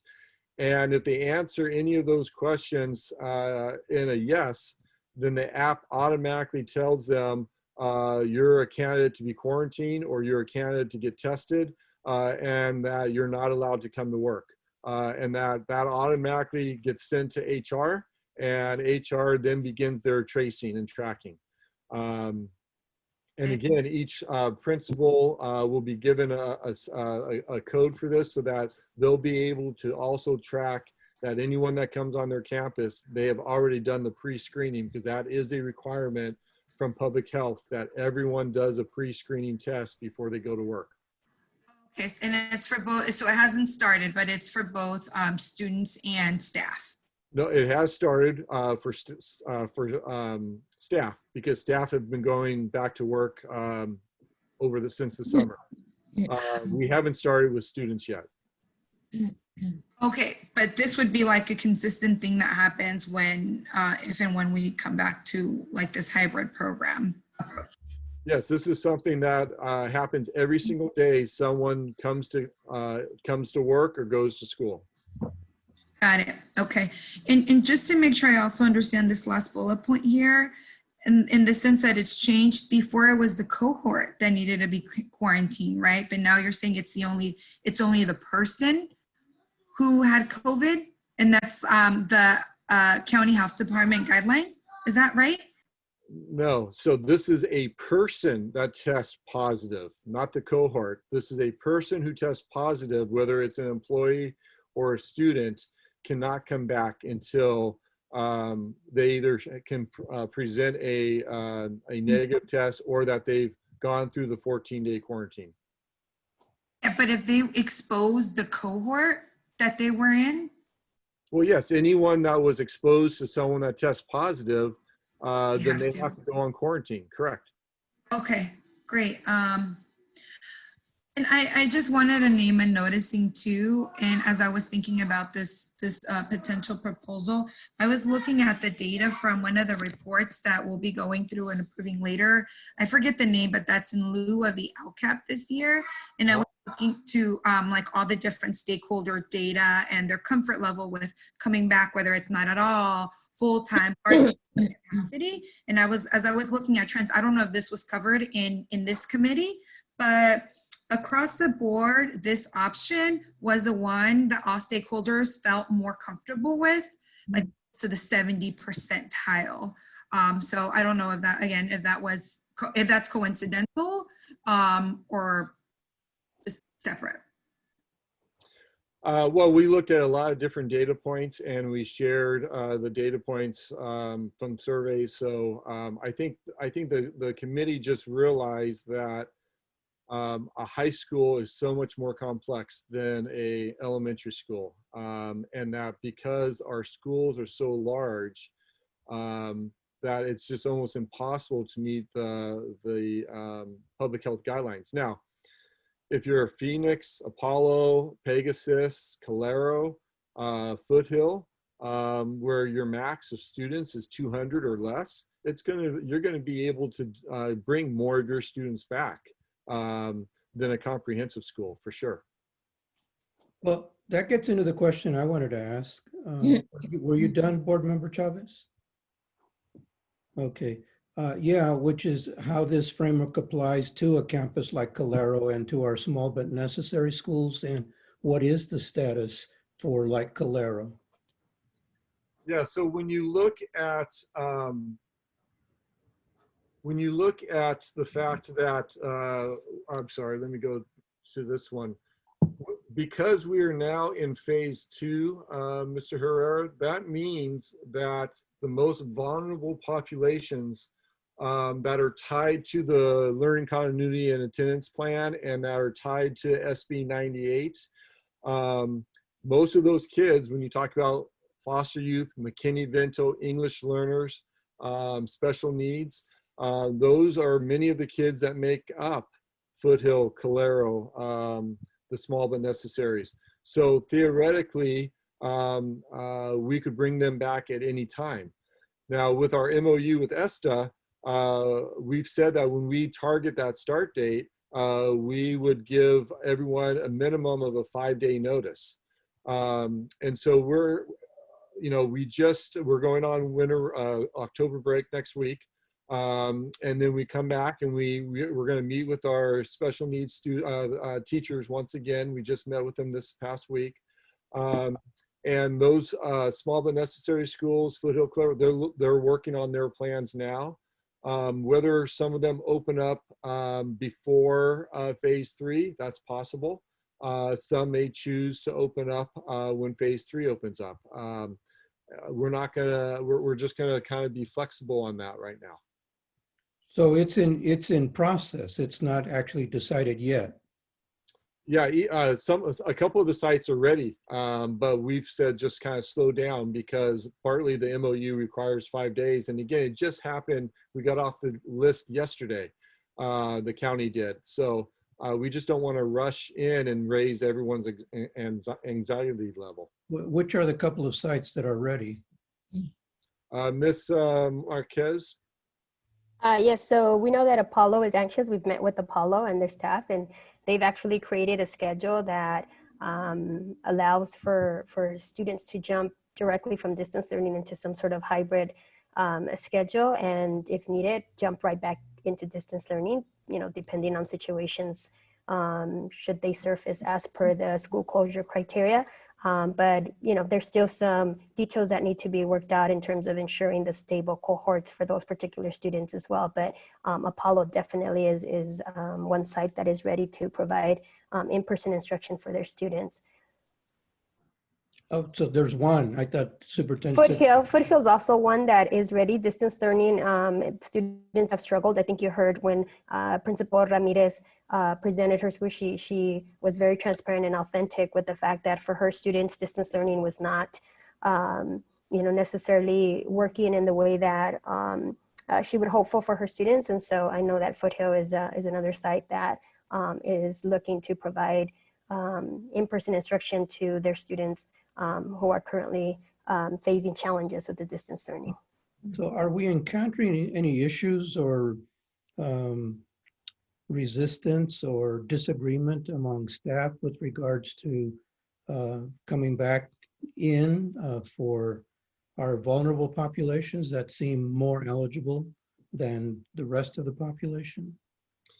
Yeah, I think anyone that has been paying attention to COVID-19 and the impacts, they're concerned about their health, they're concerned about exposure. And that's something that we all are trying to take into account. That's why we've done a lot of planning around our protocols. That's why we purchased all the PPE to make sure that everyone is protected. We have clear protocols for cleaning.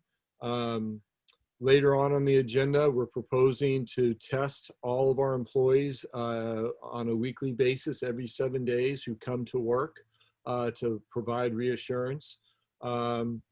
And then there are still some schools that, districts that are in distance learning and will be for the rest of the semester. And so we do have some, of course, teachers and staff members that are homeschooling while they're teaching. And so this creates a problem for childcare. So those are some of the issues, Mr. Herrera, that we have to address.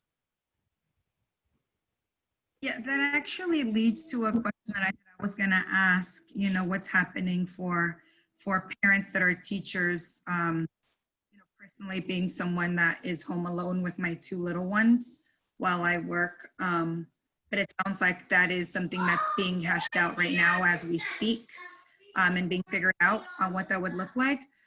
Is that also the case for, I heard you say that if there is an employee with underlying health conditions, then obviously they wouldn't be the folks coming back.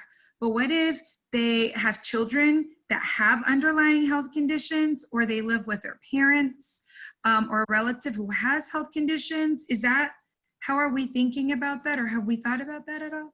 Well, those are gonna be some of the tough conversations and scenarios that we're gonna have to have as a governance team, because ultimately we're gonna be asking for your guidance on that.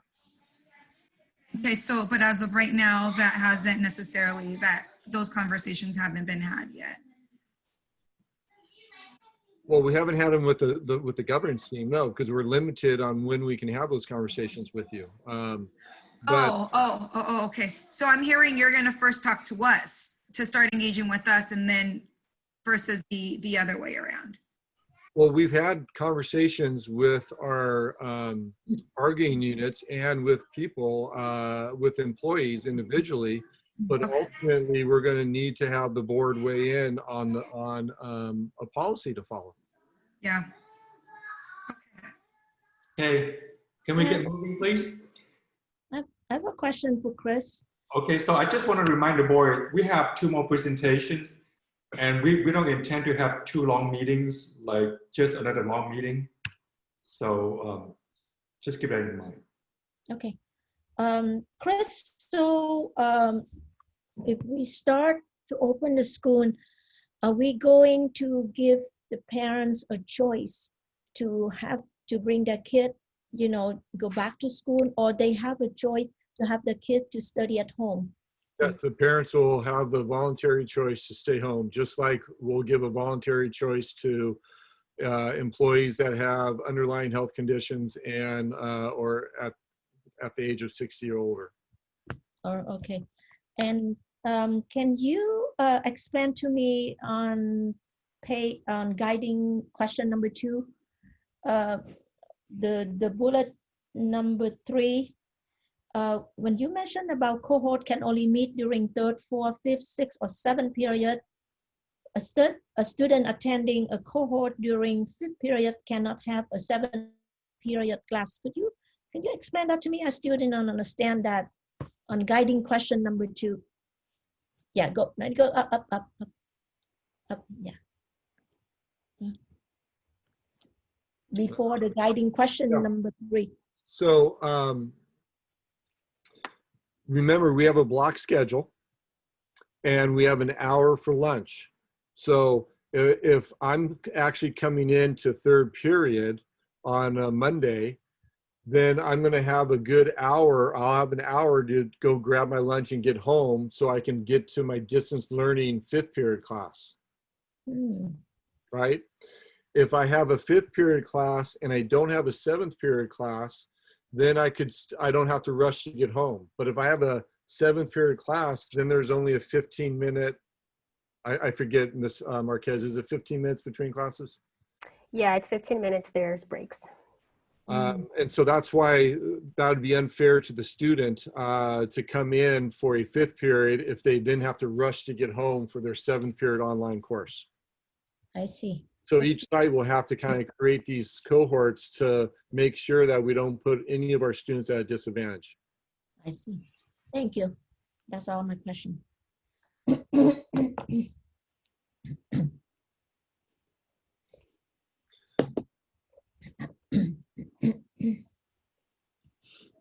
Okay, Mr. President, move on. Yep. Are you done? Yes, I'm done. Okay, thank you. Next presentation. Actually, this is a discussion or action resolution 2020-2021-08, recognizing LGBTQ and the importance of California Fair, Accurate, Inclusive, and Respectful Education Act. Board Member Cortese, this is your initiative or your suggestions. You'd like to say something about it before we? Yeah, sure. Yeah, so I was actually asked by somebody from the community to bring this resolution forward last year to recognize October as LGBTQ+ History Month. But I didn't actually discover the request until after October.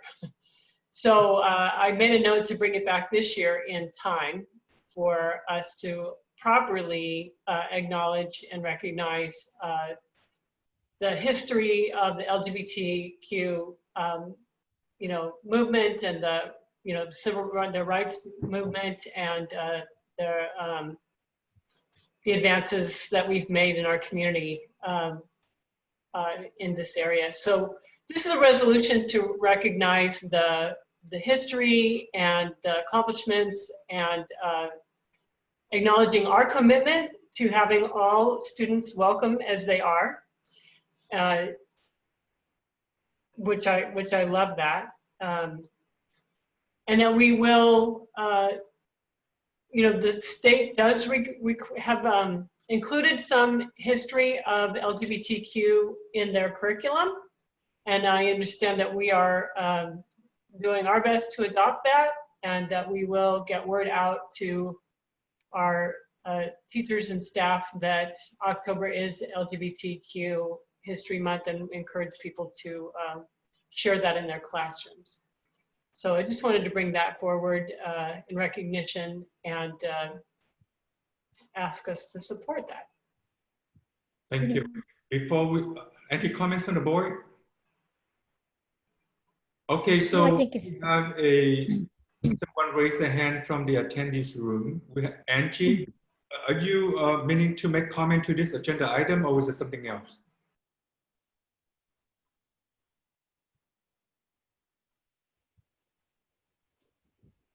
Angie, would you like to speak to this? Yeah, you have your hand up.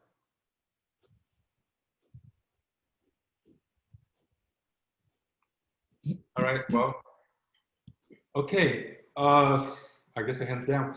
All right, let's do the roll. Do we have a motion or a second on this one before we can vote? Move for I'll move to approve. I'll second.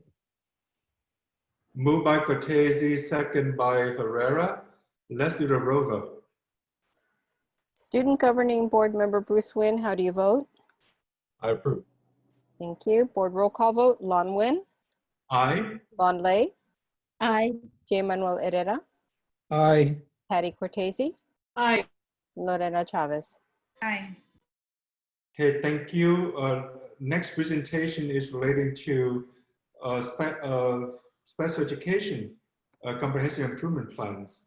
Sharon Cavallaro. Good evening, school board members, Superintendent Funk and associate superintendents. Thank you for the opportunity to talk about comprehensive improvement plans in special education. This slide deck and presentation is a result of a request from the school board. And that request is specific to discussion around students with special needs in the COVID distance learning instruction.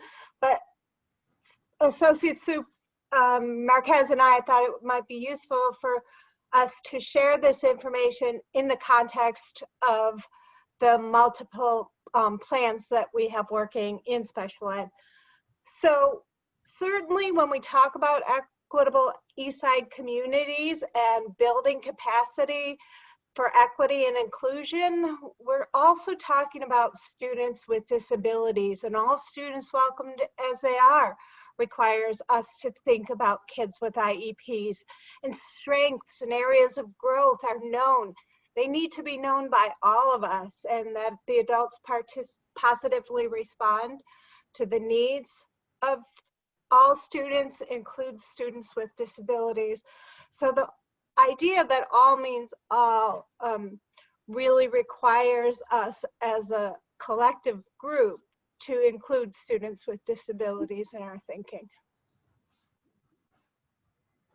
And just as with equitable communities, MTSS, we hope that students with special needs are thought about when developing all three tiers of MTSS on both sides of that pyramid, both academic and behavioral. And then any framework and structure that's created for MTSS includes the population of students that has disabilities.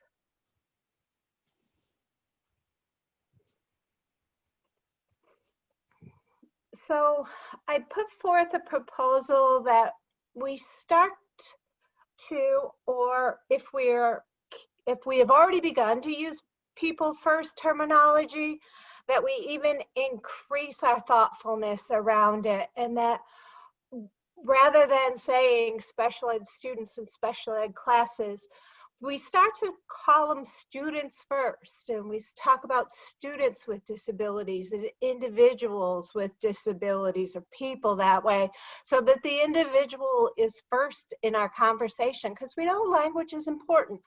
So we start to say general ed classroom, and we start to say accessible parking or restroom. Okay, Chris, will you please proceed? And in order to talk about our plans, I thought I should just let you know who our students are. And so what you see on the left are 13 eligibility categories. And those, like Dr. Ronley mentioned earlier, are eligibility categories put forth by the federal government. And each of those categories has specific criteria for students to meet in order to be eligible for special ed and related services under any of those categories. And when you look to the pie chart on the right, you'll see that our primary group of students with disabilities have specific learning disabilities. And that's consistent not only, with the information throughout California, but also throughout the United States. This is the kind of pie chart that you will see for individuals with disabilities. Something I'd like you to know for later on in the conversation is that if you look at SLD, specific learning disability, and OHI, other health impaired, and emotional disabilities, ED, or SLI, speech impaired, when you're looking at all of those disabilities, you're talking about mild to moderate disabilities. You're usually talking about kids with average to above average intelligence, and something, whether it be a processing disorder of what we see or hear, or something physiological such as ADHD or a hearing loss, interferes with the way that we learn. But it's essential to understand that these are all folks with typical intelligence. And it's not to say that our students with moderate to severe disabilities don't also have the ability to learn, because they do. We know a lot about plasticity of the brain, and all of our students are able to learn. Thank you, Chris. And when we talk about our kids, let's talk about the adults that support them. We have 148 paraprofessionals, 104 teachers, and then we have specialists in terms of psychologists, nurses, speech pathologists, social workers, OTs, mental health. And we have a few office staff and 1 LVN and 3 administrators. So one of those 3 is me, and the other 2 are Tina Swanson, Coordinator of Special Services, and Aaron Lott, Coordinator of Adult Transition Programs. Okay, these are the 2 plans that I would like you to put our teaching and learning in the context of. Just as schools have to do SIPSAs and we have to do LCAP, there are mandatory plans in special education as well, based on the criteria set forth by both the federal and state government. So the 2 plans that I'm going to share with you this evening are the CSACE plan and the SEP. So CSACE is Comprehensive Coordinated Early Intervening Services Plan. And this comes out of the federal government for schools, for school districts that have been identified as being significantly disproportionate. And we are SIGDIS, or significantly disproportionate, in our Latino and Latina students under the eligibility category of specific learning disabilities. So that's one of our plans.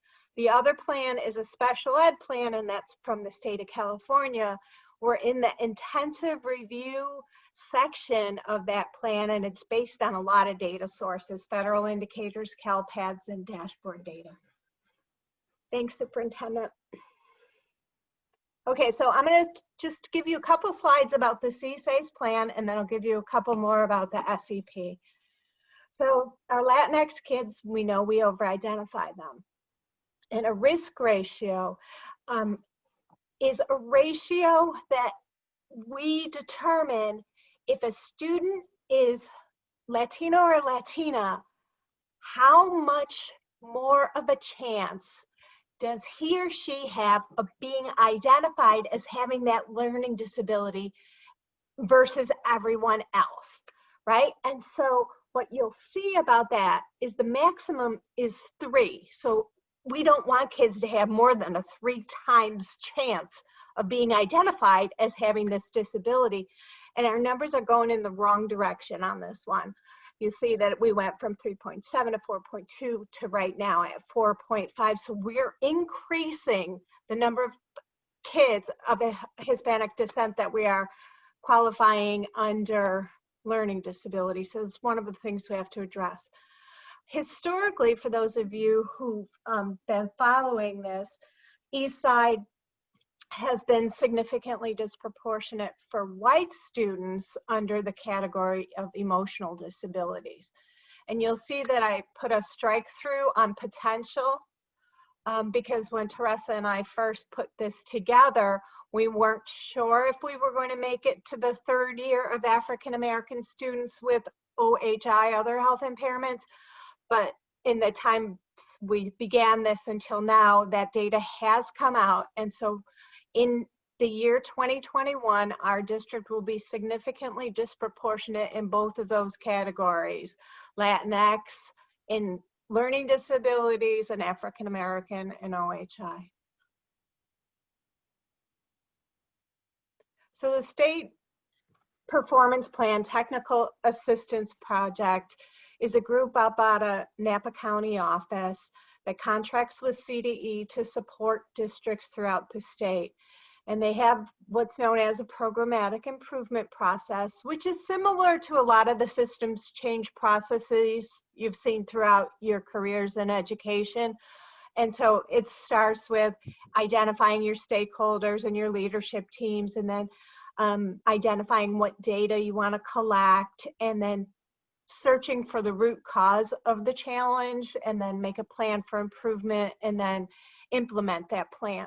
So it's similar to lots of systems change processes. The piece that makes this unique to significant disproportionality is that we're asked to apply a cultural lens throughout every step of the journey.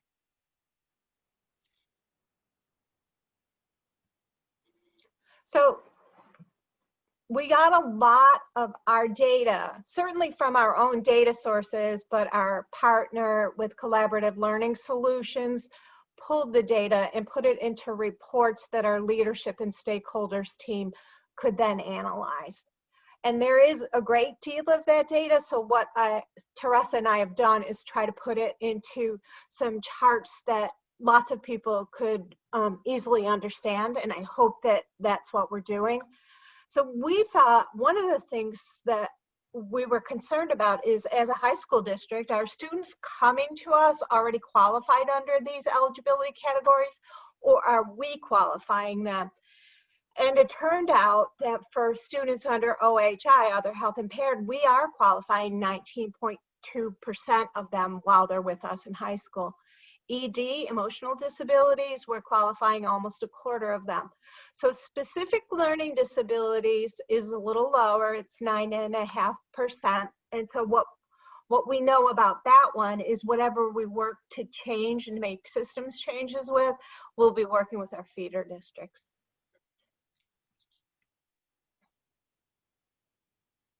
Okay, let me move on to the second plan. The second plan has 11 elements, and what you see here are the first 5. So in state testing, participation and achievement for students with disabilities is important. And so for both math and ELA, we're in the low 80s for participation when the target is 95. So when you think about you know, what are things that are the lower hanging fruit, things that we might be able to change numerically, this is one that, you know, we can put some processes in place and get more kids to take the test. The more complex part, of course, is the achievement. And so we're in the orange on the dashboard for students with disabilities in both English language arts and math. Now, I got to tell you, that's an improvement because we were in red, but it's not where we want our students to be. Higher education rate is at 49.4, where the target is 54.3. So right there, you've got 5 of these little elements, each requiring a full plan to be submitted to tell the state what we're going to do to improve this. Sharon, what is orange? What's the equivalent to orange in this? So the way they put it on the dashboard is this: they put a lowest over there in the red and a highest over there in the blue. They don't name each of those dashboard colors. And it's like 20, 40, 60, 80, 100, if you will, from one. I could ask Assistant Superintendent Marquez, or we can ask Kirsten King to No, I can respond to that, Dr. Caballero. Thank you. So it's basically the distance from exceeding or meeting standards or proficiency levels. And so blue is exceeding the standards, green would be meeting them, yellow would be approaching them. And so it takes those levels of how far our student population is from actually meeting or exceeding the standards. Thank you so much.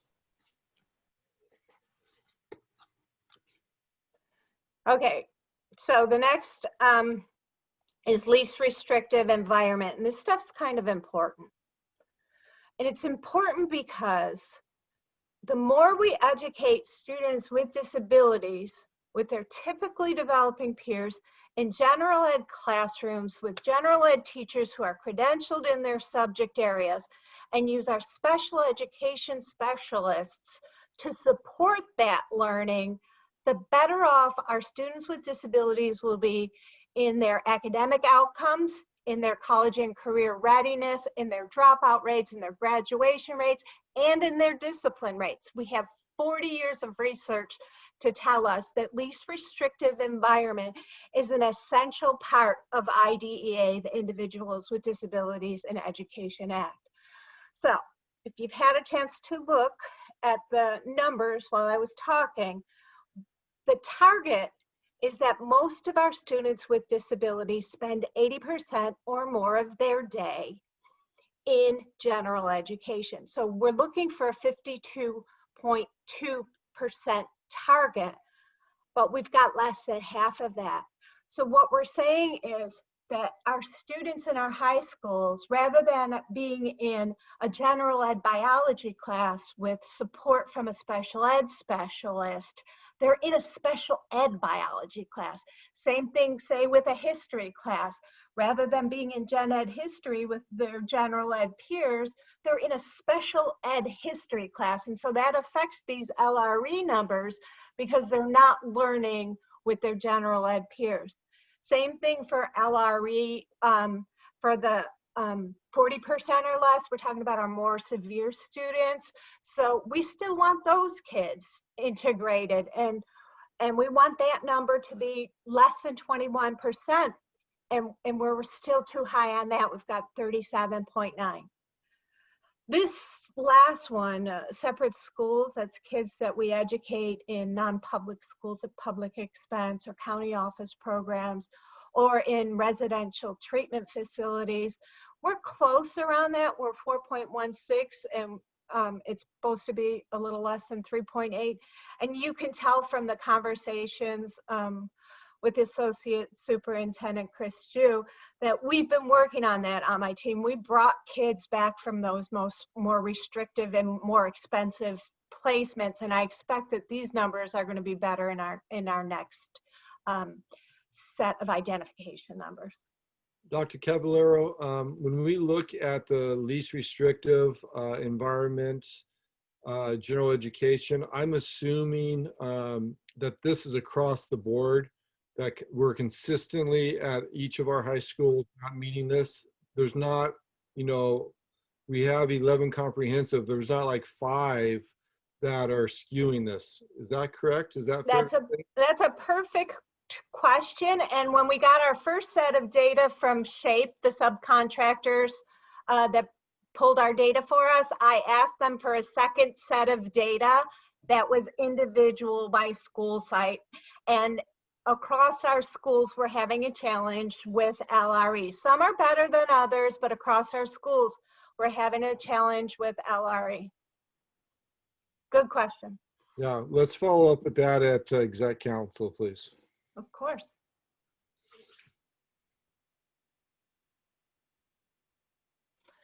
And the rest of that SEP, special ed plan, is we're still high on our discipline for students with disabilities. We've done great work so far on reducing our suspensions. But while we've brought the number down, that gap in between the general ed and the special ed still there. And we're still suspending 10.1% of our students with disabilities. And so general ed's over there in the green, but we're still in the orange. And so we have to have a plan around that as well. Absenteeism, obviously that's going to look a little different in the next round of data because we've got more kids coming to school right now. But it was real high for students with disabilities when this last set was collected, 29.8%. And for this, CDE makes a 1 through 4 ranking scale, and we came out number 1, which is the lowest. And what we already talked about with specific learning disabilities, disproportionality. So that still has to go into the SEP plan, even though it has a plan of its own. So can you elaborate a little bit more on that piece? If you go down a little bit, the proportionality by disability area, what does that mean? Okay, so disproportionality under the federal government can be 4 different things. It can be that you overqualify kids of one race or ethnicity across the board, or it can mean that you overqualify kids of one race or ethnicity in a specific disability area, that's this one, or you suspend and expel kids of one race or ethnicity more than everyone else, or that you keep one group of kids in a separate school environment. So there's 4 different ways you can be disproportionate, and this one is where we were found non-compliant is by disability area. Specifically for the Latinx student population. Right, so 3 years in a row with increasing rates, we've over-identified. But again, remember that a lot of those kids are coming to us from our feeders already identified. So the work that we have to do is both within our own schools and with our feeders. Got it. Okay, just wanted to, I feel like we talked about this a little bit more above as well. Thank you for clarifying. Sure. I mean, there really is a ton of data, and we worked real hard to try to reduce it so that we could get to this. So there's something I'm really proud of for what special ed teachers have done in distance learning is that they hit it really hard right at the beginning, providing training for students and families and their paraeducators about how to use the platform, how to access learning in this environment. And we did get some positive testimonials such as this one. Students have been flexible and adaptable, and it's evidenced by their attendance and work. So, I mean, we do have some of that. Certainly there are challenges, and more so for our students with more severe disabilities, but we're still mainstreaming them. We're still doing small group instruction in our Zoom classes. We revised accommodations and modifications and said, okay, if this is what it looks like in school, this is what it looks like in distance learning. And we have continued all of our related services throughout distance learning. Some other districts have really struggled with that. We haven't. Our related service providers have done a bang-up job. Okay, so these look really simplistic to you, but I just want to take a minute to tell you, these little tools, we use them a lot in our classes for moderate to severe students with disabilities. And so for the first thing you see is called a social story. And we write social stories about a lot of different events that might happen in someone's life and try to sit down with students and say, you know what, this is different than what it used to be. People are wearing masks. You're not going to see their mouths, and it's going to make you nervous. Okay, but it's going to be okay. Right? Or that daily schedule. You've heard it, I'm sure, throughout your careers that students with special needs need consistency, structure, and routine. Well, that's why we become successful in schools, is that we put, whether it's a little icon or whether it's words for students who read, of this is what you're going to do first, next, and throughout your day. And we move those little icons over, and our kids depend on those structures a lot. So our teachers and our behaviorists and our speech pathologists, they've all spent a lot of time with families saying, this is what we do at school. We want you to do it at home, and we're going to help you do that. And then the same thing with the incentive charts for behavior. So I know that they look like simple little cartoons, but those are things that we really rest our hats on with some of our kids.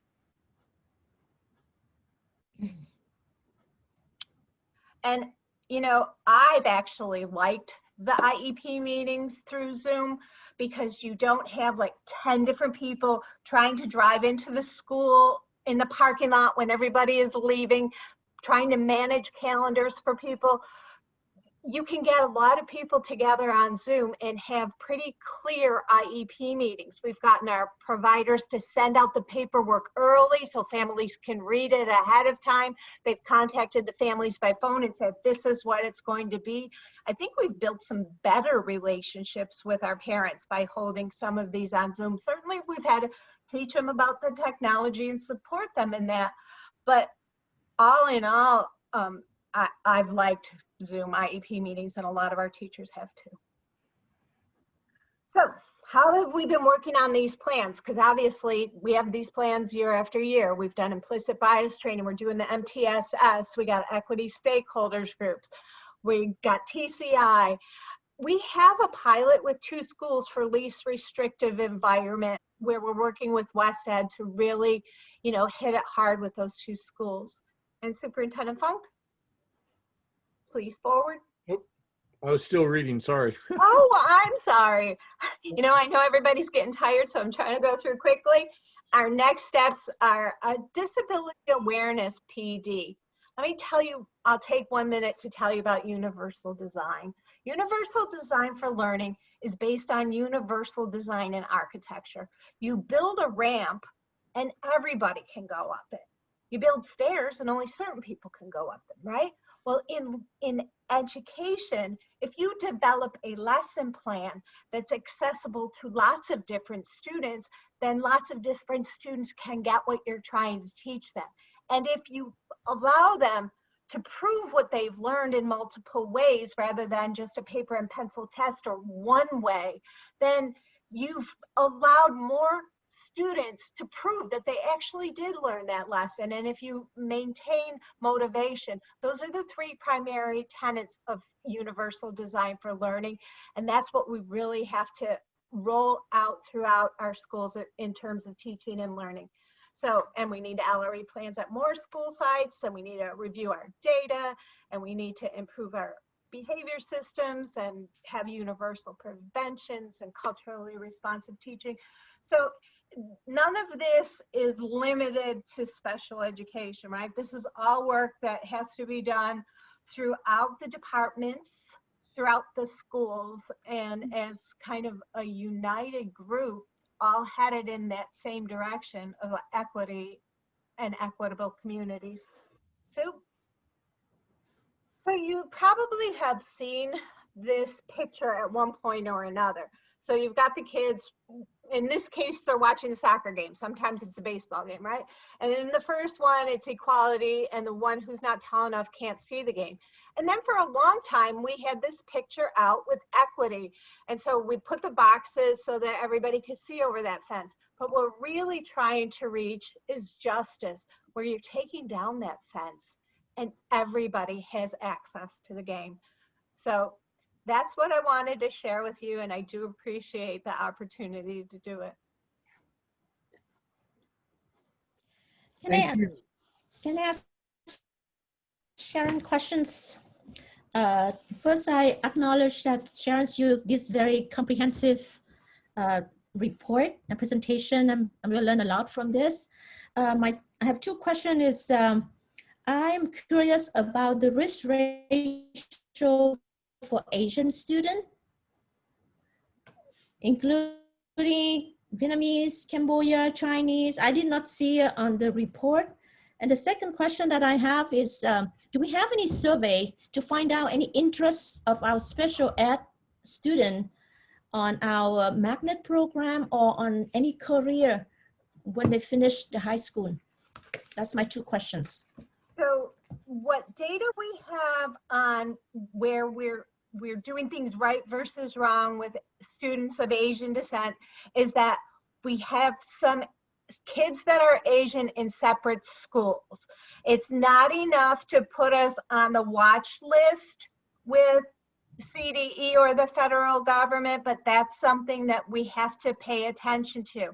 Many districts have over-identified Asian students under the category of autism or autism spectrum disorders. We are not on the watch list for that at all. Okay, and your second question was about the qualitative data. And Teresa and I have been talking about this quite a bit, in that every plan has to have a combination of quantitative and qualitative data. So this year's plan has lots of numerical data and just a little bit of qualitative data. And so we already know that we're going to be significantly disproportionate again in 2021. So I've already been working with our partners about how to get that student voice that you're talking about into next year's plan. Next year, I want to go really heavy on the qualitative data. I want to do equity walks, see what's going on in our schools, focus groups, interviews with students, all of those things that you're talking about. It was a perfect question. Thank you. Just a quick comment that I've always seen special education as overwhelmed by unfunded mandates. And I'm assuming that hasn't changed. Also more recently in the past few years, seeing it as very susceptible to external parties looking for opportunities to sue, not even necessarily the principal people involved, children and parents, but third parties that see legal opportunities for themselves. And in that regard, what's your sense of the district's vulnerability or preparedness or adequacy in that regard? So you're absolutely right. I call them cottage industries. There are lots of folks there out, and it's not always that they have the best interest of the students or the families in the forefront. So I hope that you recognize that last year, we didn't bring as many due process cases or settlement agreements to the board as had been taking place in previous years. And we did that as a special ed leadership team and with the ed services leadership team by doing a lot of little alternative dispute resolutions. We brought parents in before they got so upset that they had to call an attorney. And so we were really successful with ADR last year, alternative dispute resolution. I've still got my people out there trying to build those connections this year. But Mr. Herrera, we do have to watch to see what happens when we get back to school, because there's been, class action lawsuits proposed to the state of California. We know that they are watching to look for learning loss. So right now we're really trying to track student progress just to prove that they're moving in the right direction and that we have done them justice during distance learning. Great. I really appreciate knowing that there's some initiative going on, some proactive, preventative measures under, as part of the program. Thank you. Certainly. Ms. Chavez, do you have questions? Yeah. First of all, welcome, Dr. Caballero. How do I pronounce your name? I pronounce it Caballero, but when you roll the L's, I love it. So go ahead. Welcome to Eastside. This is the first time that I get to put a name to the face. So we're really excited to have you and to give us just such a rich presentation. I was so into your presentation. I know you mentioned we're tired, whatever. It is what it is. This is why we're here. And this, I get really energized by this personally, the instruction piece and our students. As you were talking through universal practices, you said, I'm going to spend a minute here on the PD. I don't remember the exact name of the PD, I think it was, but that just brought me back to when I used to work with my my director of SPED, Universal Design for Learning Accommodations and Modifications. Yes, we would work on PD for teachers, and over and over again, it never ceased to amaze me and just reaffirm how these practices is not just for special ed. It's not just good for special ed students. It's just good teaching, period. And it's what we need to be doing more often than not. And so I'm really excited to hear that we're talking about integrating our students, putting them into general ed at so many levels. I feel like they can do more, oftentimes more so than not, right? If we just set them up and challenge them enough with the resources side by side, right? So that's one thing that stood out to me.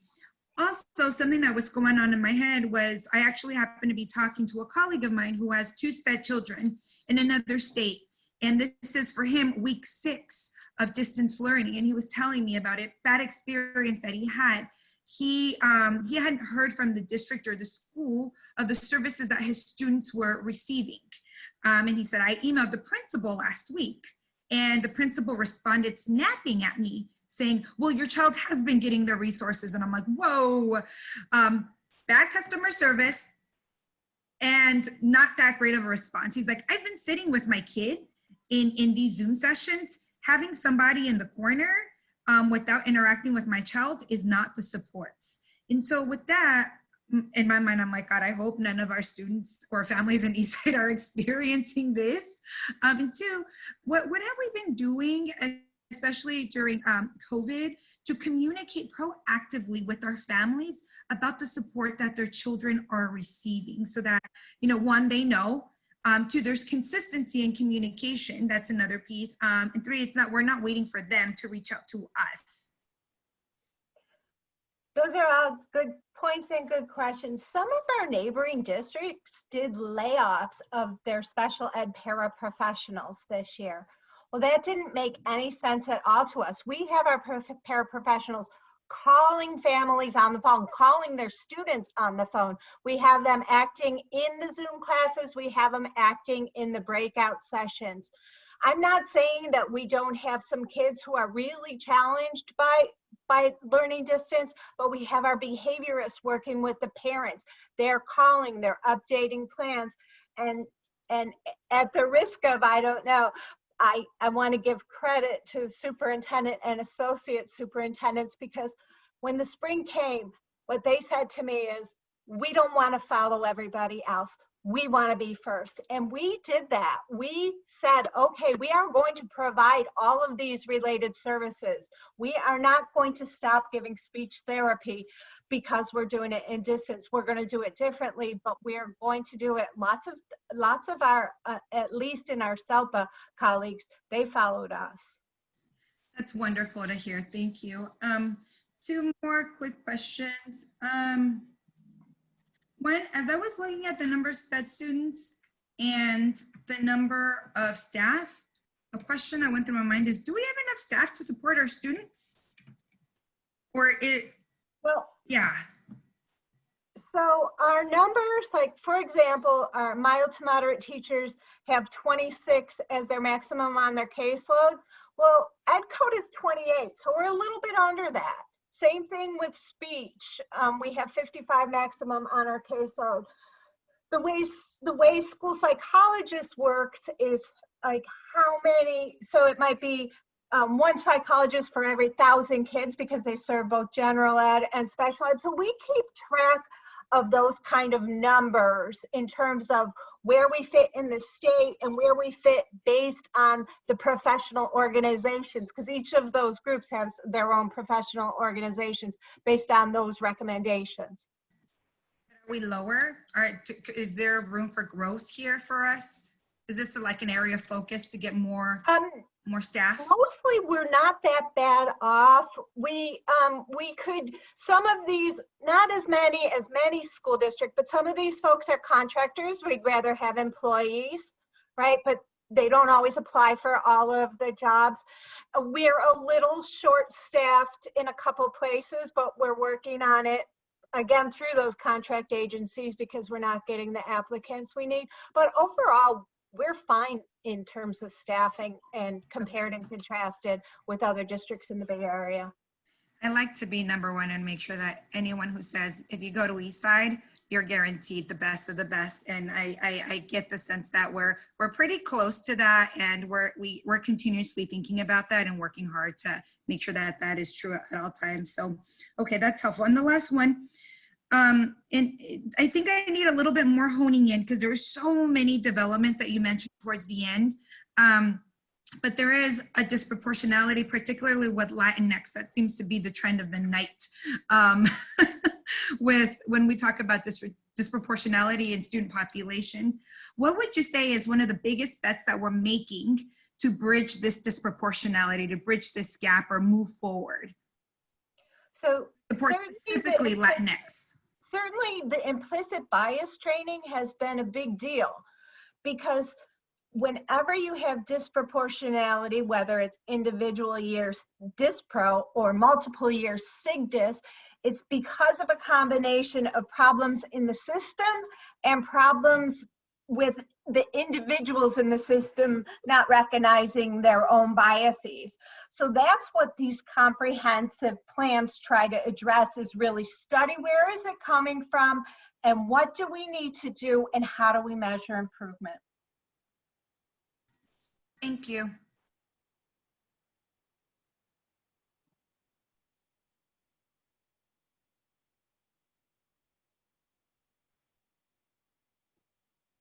Are you done with the presentation, Dr. Colorado? Yes, and you could call me Sharon. Okay, thank you. Thank you. All right, so next presentation is regarding the Adopt Learning Community and Attendance Plan. Ms. Marcus? Yes, thank you. The first one, Superintendent Funk. Thank you. Good evening, Board of Trustees, Superintendent, Supes Council, Teresa Marquez, Associate Superintendent for Educational Development. And so what I bring back to you for a third time, and in its formal state, is the Learning Continuity and Attendance Plan to refresh the board's memory and for the purview of the public. If you recall, Senate Bill 98 requires that all districts adopt a learning continuity and attendance plan by the end of this month. And we are on time to be able to do exactly that. We've held the public hearing back on September 3rd, and we will be seeking adoption by the board at today's session. And once the board has approved it, assuming you approve it, we would submit the plan to the Santa Clara County Office of Education. And so again, I bring this forward to you through the lens of not just compliance, but through the lens of connections to our mission around building equitable Eastside communities. And so when you look at what the plan itself was asking us to do, it was asking for us to put in place and respond to how we were ensuring access for all students, particularly in this year that has us starting through distance learning. It asked us to address the social emotional wellness and academic needs of every student. It asked for us to be able to address how we were going to re-engage students based on their attendance and participation. And it asked us to respond to how we were going to continue to provide a full access to our curriculum. And you could see that is in direct correlation to what we're hoping to build here in Eastside, which is equitable communities. And so that's the lens that as we were engaging with our stakeholders, as we were working with teams across the district office, that we took in preparing our learning continuity and attendance plan. Just as a reminder, the various components that were required to respond to as part of the LCP are listed here: stakeholder engagement, our plan for in-person instructional offerings, how it was that we were conducting our distance learning program, what were those strategies that we were going to put in place and are planning to put in place to prevent pupil learning loss, how we were responding to the mental health and social and emotional well-being of all our students, how we were going to engage and outreach to our students at higher risk for learning loss, and obviously how we were going to continue to provide school nutrition to our most at-need student populations. If you recall, when I brought this to you for the public hearing, I presented to you the multiple ways in which we have been engaging our stakeholders throughout the process, and actually since the closure of our schools back in March. And this is just a snapshot of those various opportunities that we've provided to our various stakeholders. The longer list is contained within the plan.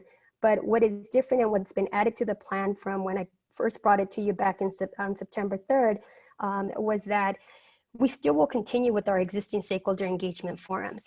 We still have school site councils at all of our sites. We still continue to have a calendar for our district advisory council and English learning advisory council, as well as various site sessions, such as principal coffees for parents, information nights for students. And so we continue to put and have in place those various stakeholders, not just for the sake of this particular plan. So I wanted to make sure that I added that for the board.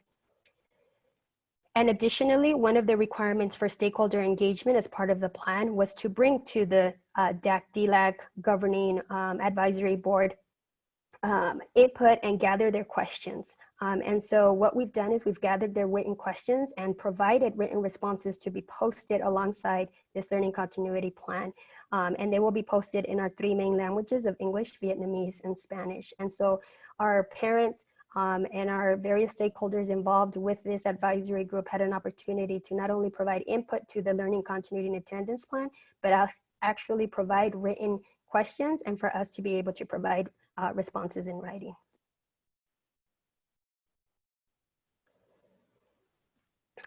One of the next components within the learning continuity plan, which the superintendent has already gone a little bit more in depth through his presentation, was around our plan for offering in-person instructional offerings. And so a lot of the information contained within this portion is consistent with what the superintendent has presented. In the next slide, you'll see just some additions that were brought forth to the plan.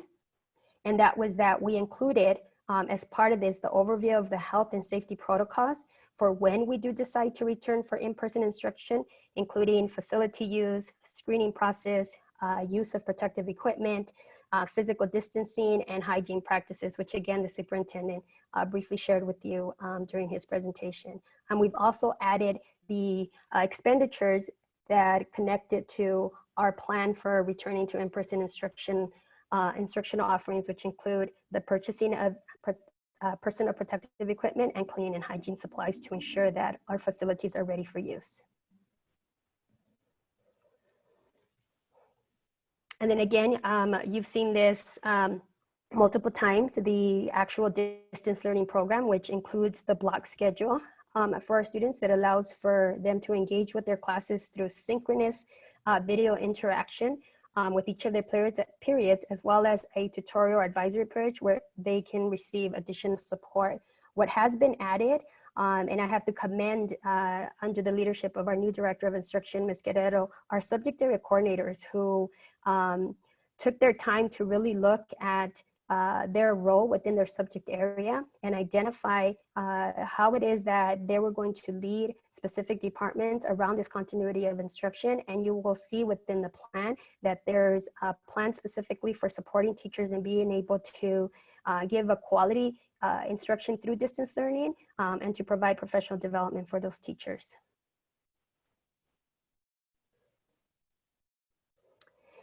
And then probably the biggest addition that we've done to the learning continuity and attendance plan is our participation log that we've created in Infinite Campus. And kudos goes to the information technology team for being able to adapt and create a participation log within Infinite Campus that allows for teachers to log whether or not students are participating on a weekly basis. One of the requirements of the learning continuity and attendance plan as per Senate Bill 98 is that all districts must keep a participation log for students on a weekly basis. And so our Infinite Campus system didn't have one created. And so our information technology team, specifically Tamara Contera and Patty Alarcon, went in and they created one that our teachers could use to ensure that it was logged within a system that our teachers were familiar with. And so teachers on a weekly basis will be able to note if a student has participated for that week or not, and be able to indicate what their level of participation or how their participation was evidenced. And it could be that they attended at least one video session for the week, they worked on assignments either synchronously or asynchronously, or they attended advisor or tutorial. And what it also allows us to do is to mark if a student has not been participating and if there was outreach done. And what we can then do is pull those reports to allow us to see where are the students who are not participating, so that site teams can then perform outreach to ensure that we are addressing the needs of the students and figure out why it is that they're not participating.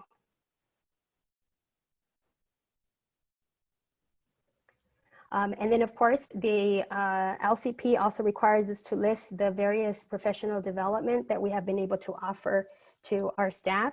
And you've seen this before, where in preparation for the start of the school year, we offered a number of sessions, but even now we continue to offer a number of different sessions. We actually have a district-wide calendar that allows for sites across the board on Wednesday to be able to offer their own professional development at a site level.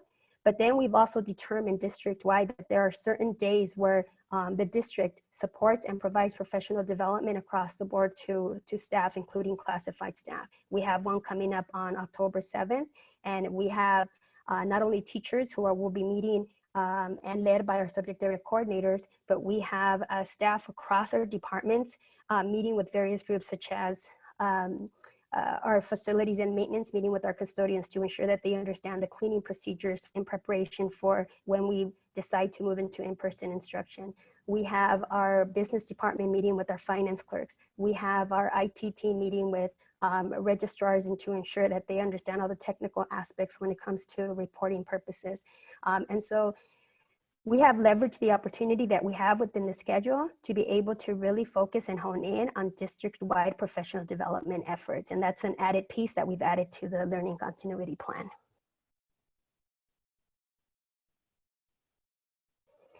And then two major components and pieces that we really want to hone in on is that prevention of pupil learning, prevention of learning loss for our pupils.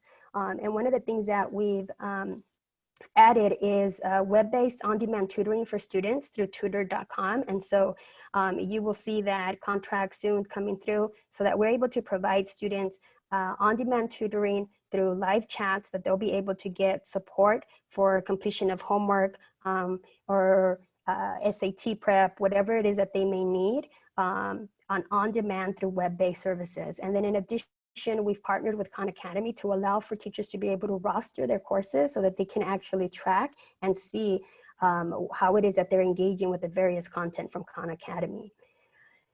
Specific to our mental health and social and emotional well-being, part of this information you've seen before is specific to the work of our social workers, but some other things that we've added is specifically self-care and mindfulness support provided by our teacher on special assignment, Melissa Wheeler, that she continues to support our teachers as they navigate just the newness of the school year, everything that's coming with not only the pandemic, but just having to shift what they were used to doing in an in-person setting to a distance learning. That is a lot of work, and it is taking a toll on our teachers. So making sure that our teachers feel supported and are taken care of so that they can then take care of our students.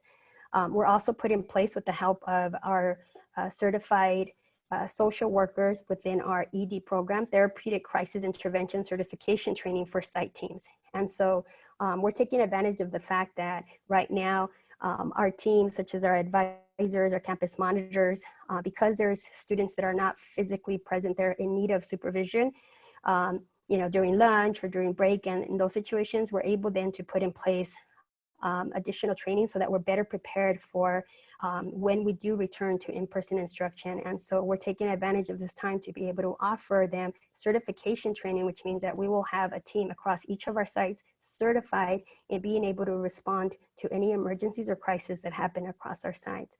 And in addition to that, we're also offering integrated trauma training for various staff so that they can also look to their teaching and supporting of our students through a trauma-informed lens. And so we've added those components as part of our response to the mental health and social and emotional well-being plan for our students. And then finally, the last two components, our people engagement and outreach supports. Our director of student services, our new director, Dr. Powell, and her team have put together a tiered approach in connection with our multi-tier systems of support that really looks at making sure that our families are communicated with and that we're reaching out and putting forth consistent efforts across our district for when we identify students that have had absences and or are not demonstrating participation as per the participation log. And then of course, through the efforts of our child nutrition services, we've been able to continue to provide meals to our students since the onset of the school closures, and that has not stopped. So you can see the learning continuity and attendance plan, although primarily composed and written by educational services, has really been a concerted effort across our district between all the various departments, information technologies, our child nutrition services, our business services because of the funding that's connected to it, our human resources department to ensure that we have accurately staffed positions to be able to do the work that we need. And so this is a plan that is through the lens of building equitable communities, and that has allowed us to be able to cross-communicate across our organization. And so what I asked the board tonight is to approve and adopt the learning continuity and attendance plan as it has been presented. I'd like to move for approval, but I have a few questions. So how does that work, Lun? Do we make a motion and then questions, or? You can make the motion, whoever second, then you can ask the question later. I'll second. Vaughn had her hand up to second it. Oh. Was that you, Vaughn? Where are you? Yeah? You want a second? All right. All right. Okay. What's your question? Questions. Okay. So the second to last slide, super thorough, the one before this one, on the different tier supports for students to show up and make sure that the absences don't increase. But it starts at 1+ absences. Do y'all look at like historical data for students that might or have had issues in the past in doing a proactive approach, not just a responsive approach?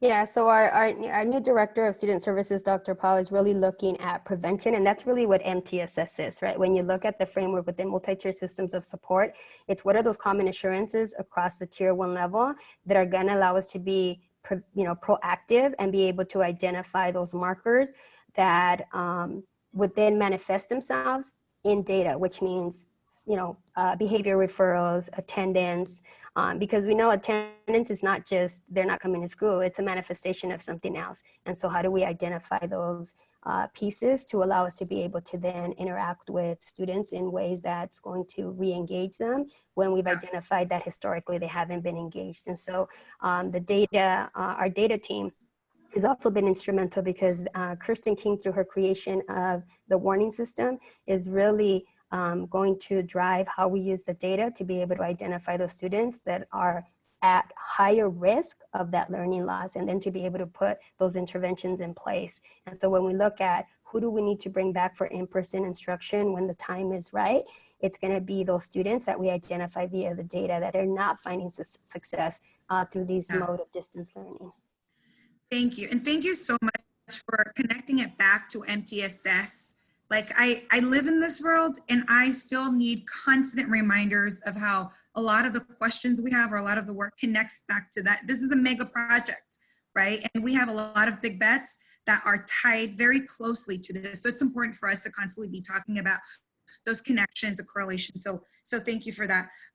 Another question that I had is, I noticed in the plan as I was skimming through it, that it says teachers will use time to target students whose grades fall below a C to provide extra support and reteaching so that students can improve their grade. So a few questions with that. I can't imagine what it's like to be a teacher right now and being overwhelmed just with basic teaching. So Is there, I know there was talks of repurposing other people's roles who were not as active, let's use that word, because of COVID, right? So paras, for example, are paras supporting teachers with this, or other people supporting them, or is it solely relying on teachers? Yeah, that's the first question. Yeah, so as you heard Dr. Cavallero express, the paraeducators are in the classes with their teachers, supporting the instruction that happens within the classroom. And so this is really the teachers, because the teachers know, one, what they're teaching, the teachers know the data, and they have their gradebook. They are the owners of the gradebook that allow them to be able to identify and see where a kid is falling off. And so there is no question that teachers are currently exhausted with the number of just technical pieces that have to be done, the attendance on a daily basis through Zoom, the participation log on a weekly basis, the lesson planning to ensure full access to that curriculum. And then the grading piece. And I think part of it is that when we have grading periods every 6 weeks. And so that's intended as a progress report, right? And so the first grading period just ended. And so that's a good indicator there that's going to allow us to be able to pull those warning systems that I talked about, so that then that staff that you talked about, the advisors, the librarians, other staff can then look at the data holistically for the site and really look at what's happening. In addition, we have our counselors, right? We have our school counselors who will be able to, based on their caseload, determine using this warning system who in their caseload is currently at risk of not getting their credits, because this first grading period has indicated that they're getting something below what would be considered a passing, which for us a C, right? Because that gives us A through G, but really looking at it from that sense, so that then they could do the outreach and support the students in calling them in, talking to them, addressing the needs, and working out their plan for how they're going to improve. Got it. That's super helpful. And along those lines, a follow-up would be, are we going to have an opportunity as a board to engage with y'all on the progress? I know something that's really top of mind for me is to see how it's going with our students, not necessarily with a specific end goal, but just to see how we're thinking about things, how our students are responding. I hear different things. You know, I hear from a number of people like, man, the kids that didn't used to show up to my class are now like the most engaged. And the ones that were the most engaged, this is not always necessarily the thing for them. So I'm really curious to see like what's happening out in the field through the experiences. So will we have an opportunity to engage with that, since we technically don't, this is like the equivalent to our LCAT for the year? Yeah, so in October, I know one of the things that the board requested was to hear from teachers about their successes through distance learning. So we're preparing that. We have a group of teachers who are going to be preparing to come and share some of their experiences. We're also continuing to work on putting together the panorama survey that we normally conduct anyways, but we're shifting it a little bit to include questions specific to distance learning, so that can also inform us in regards to just kind of what worked, what didn't. And so those practices will continue. I think I need more clarity from you as to what specifically you want to engage and who you want to engage with, so that then I can be able to respond accordingly. Yeah, and I'll make this formal request later. I want it to be something that's already something that you're doing, Teresa, because y'all are doing a lot. Something that'll just bring this conversation to the table around what is happening. I want to hear about the successes, the challenges, how y'all are thinking about things, just in general in this new world of COVID, because it is a beast and we are flying the plane as we build it, or backwards, however that saying goes. So like, I get it. And so, yeah, just wanna continue the conversation at a high level. No specific, like, I wanna know the specific grades or this specific subject or this specific subgroup, because everybody is experiencing it. And y'all might have, you know, an idea to bring to the table that I might not be able to think of. And I might be like, that, I'm so thankful Teresa brought it up, and you're the guru here. So trust you to know what makes most sense in bringing it forward. So hopefully that was clear as mud for you, just that as it is for me. I got you. Yep. And y la última cosa, the TOSA, you mentioned TOSA. How are we doing? How are our teachers doing? Like, is there some quantitative like data? Like, are they taking advantage of that support? Are our teachers a little on the shyer side? I'd love to hear how many are, you know, using that resource. Yeah, I don't have set numbers for you, but I know that she consistently is putting information out. I know that she does like during the lunchtime, just to give teachers a break. And so it's some dynamic mindfulness that she does to engage teachers, but I can definitely get that for you. But one of the other things that we're working with in collaboration with Human Resources Department is really how do we look at wellness for our employees across the board, right? Because if we're being proactive and preventative around maintaining our employees well, then that's going to have an impact on their level of attendance if they don't get sick and, you know, all those pieces. And so, you know, through the efforts of Associate Superintendent Vanderzee, you know, he's brought us together. And so now we're working collectively and in collaboration to be able to put a more robust wellness program that is in collaboration between HR and educational services. Beautiful, beautiful. Muchas gracias. Remind me what the acronym means, TOSA? Teacher on Special Assignment. Thank you. Okay, Vaughn, questions? Yes, Teresa, I know that I've been visiting like James Licks High School, and some of the class that they collaborate between two teachers or two classes. So how can we support them when we open up the school and for this one of those LCP, you know, component that were attached and regulation, you know, from the county? That's my first question. The second question that I want to ask that for protective equipment, mask use, I know some of the parents and some of the family that they, the kid, the children or you know, the student cannot use the mask. Do we allow them to use a face shield instead of mask, or we have to require them to have masks, not face shield? That's two questions that I'm asking you. Thank you. So the first question for support for classes such as James Lick, where, you know, during the normal days, they had, you know, two teachers within a class of about 60 students, because that was the structure of the new tech high, where they would have a biology class coupled with an English class potentially, or a PE class. And so I think that's part of what the superintendent presented in his presentation, that those considerations are going to have to be taken into account when we're planning for that hybrid approach or for that return for in-person, where it means that it may not be able to happen in that same way, right? Obviously 60 would not be possible within that setting. We would have to keep them at the cohort of currently 16, which would have to make us put together a creative plan or schedule to allow then for how that's going to work. And, you know, really when you look at how do we prevent the learning loss for our students who are most at risk, is it may take that approach where we're looking at data to determine who are the students that really, really would benefit, and it would be a value added to bring on for in-person instruction. And once we identify that, that'll be able to give us more realistic what those numbers are to be able to then plan accordingly. To your second question, I'm going to defer that to Superintendent Funk, but I believe we can use face shields. I know we do have them available, and I believe that's acceptable, just as a mask would be, but I'll let him confirm that. Yeah, the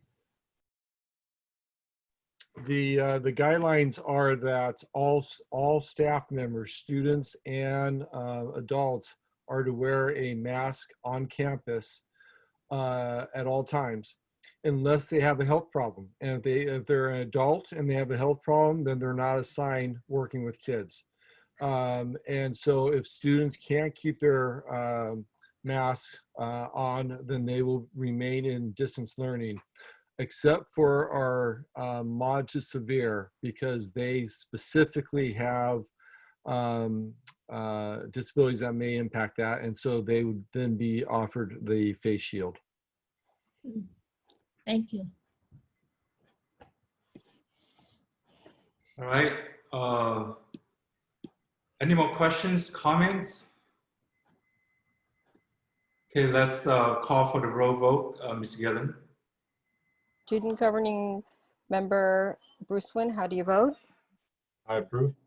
Thank you. Board roll call vote. Lon Wynn, Aye. Von Lay, Aye. J. Manuel Herrera, Aye. Patty Cortese, Aye. Lorena Chavez. Aye. Okay, agenda item number 13.01. This is to discuss or take action to approve contract for professional services over $25,000. Move for approval. Second. Moved by Herrera, second by Cortese. Please do the roll vote. Student Governing Board Member Bruce Wynn, how do you vote? I approve. Thank you. Board roll call vote. Lon Wynn, Aye. Von Lay, Aye. J. Manuel Herrera, Aye. Patty Cortese, Aye. Lorena Chavez. Okay, that's unanimous. 13.02, discussion or action to receive first reading of proposed amendment to the board policy 3460, financial report and accountability. Does this require a vote? No, this is the first reading, so we don't vote on this one, but this is a time when after you read this proposed amendment, if you have questions, clarifications that need to be made or comments, you can do that now. I think we can just move on. So no comments or questions? Oh, I think it's good. What? Somebody have questions? It's good. No, I just said it's good. All right, thank you. 14.01. It's like, move on. Approve request for use of education code section, the 6 digits, teachers on special assignment authorization for the 2020-2021 school year. I'll move to approve. Second. That's for Lorena Chavez, second.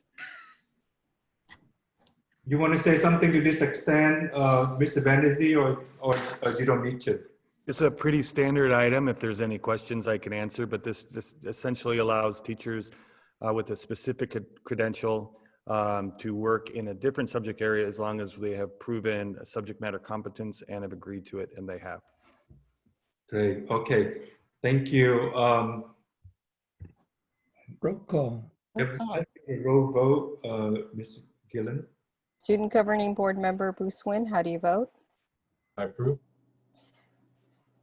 Lon Wynn, Aye. Von Lay, Aye.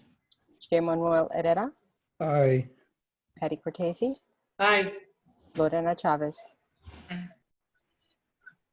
Okay, that's unanimous, thank you.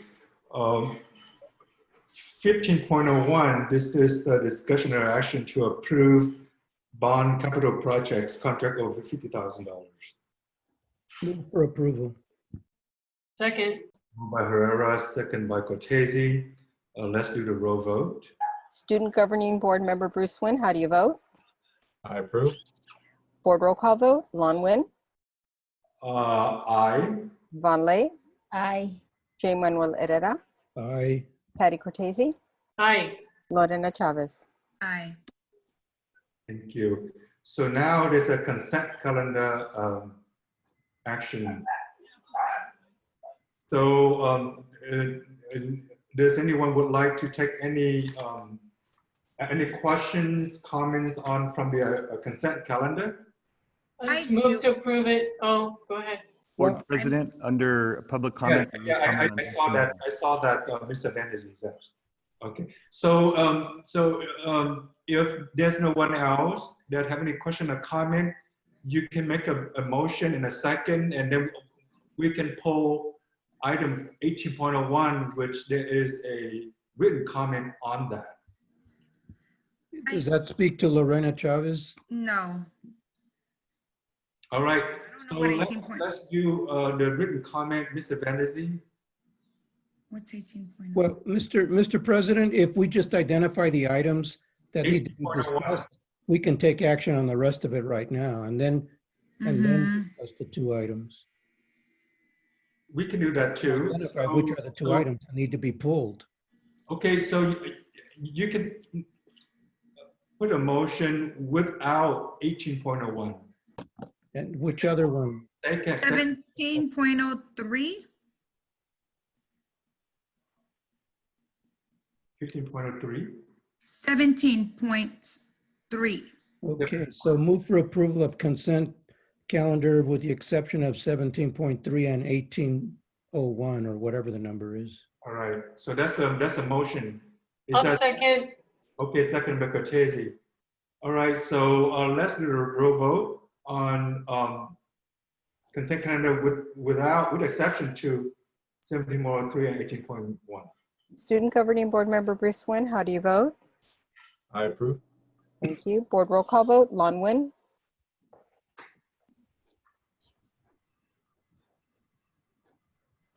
Lon Nguyen. You need to vote. Aye. Von Lay. Aye. J. Manuel Herrera. Aye. Patty Cortese. Aye. Lorena Chavez. Aye.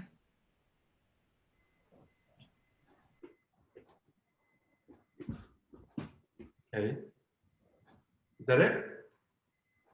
Now we go to 17.3, I think. Okay. All right. 17.03. Yeah, so I had a question on this. I don't know if this is the right place to address it.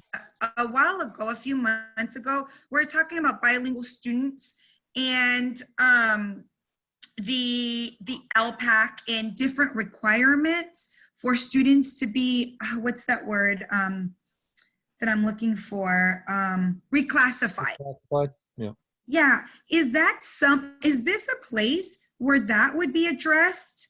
Where we talk about considering other types of assessments or revisiting that so that reclassification doesn't feel like such a barrier for our bilingual students? This is the plan. The Title III plan is connected to our redesignation.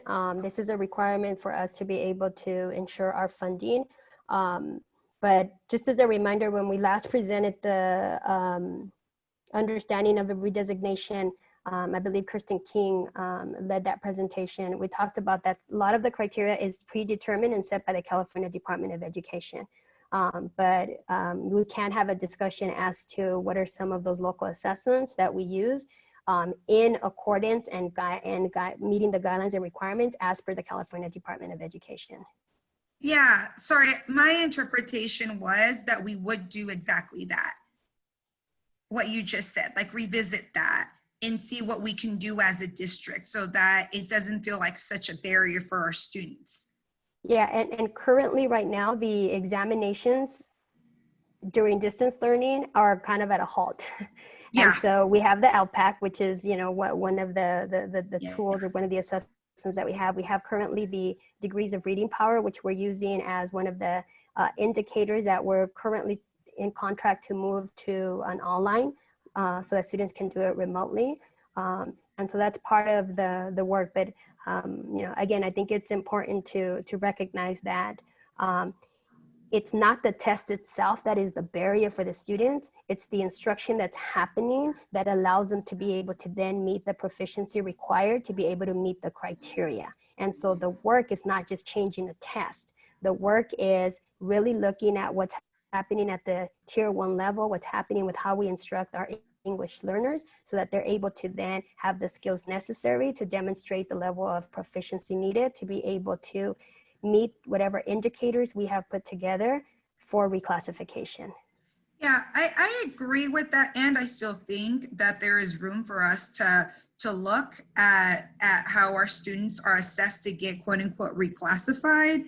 I don't know if it was a board conversation that I was in or with somebody else, but remember us discussing that into a little bit more depth. And it feels like it's harder for a bilingual student to pass these exams than it would be for anybody else.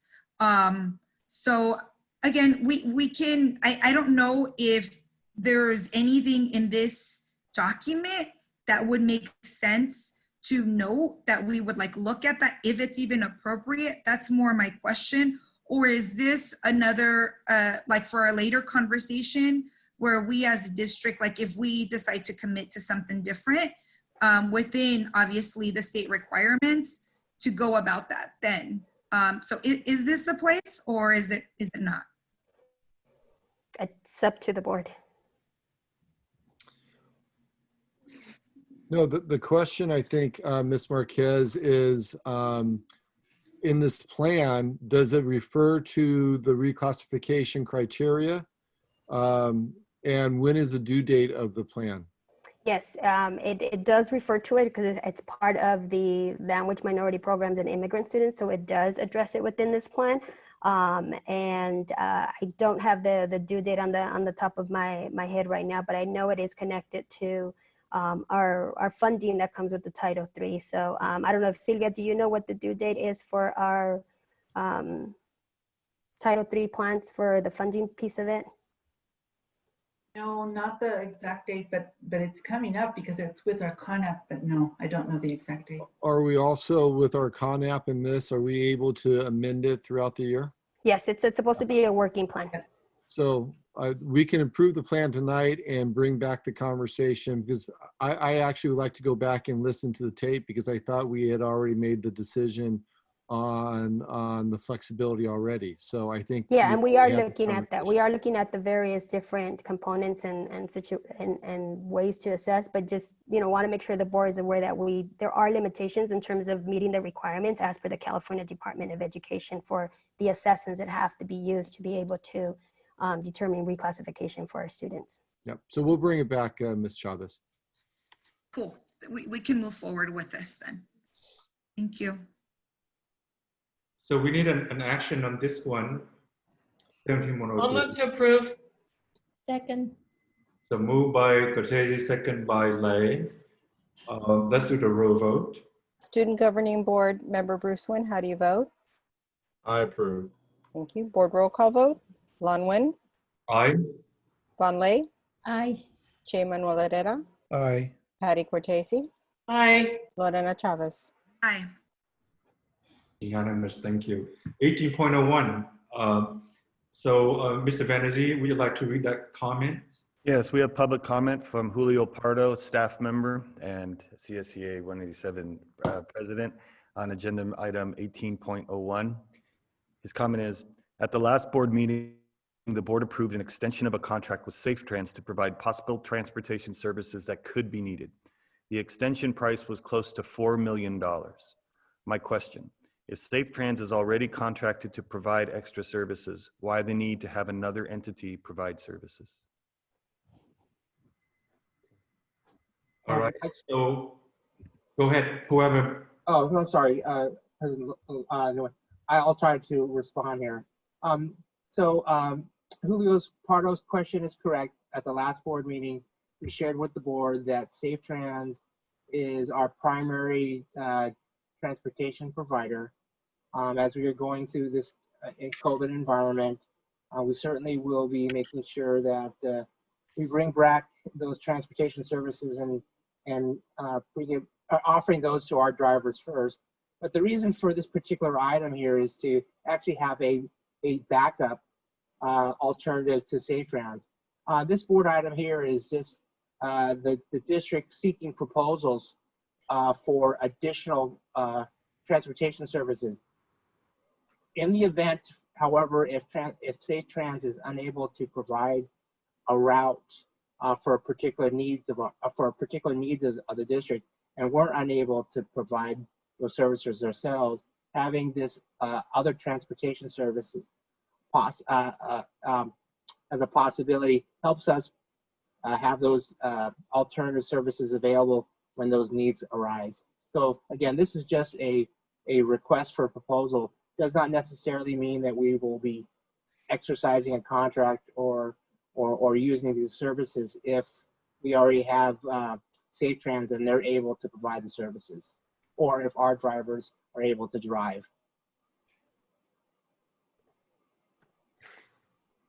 All right, thank you, Mr. Chu.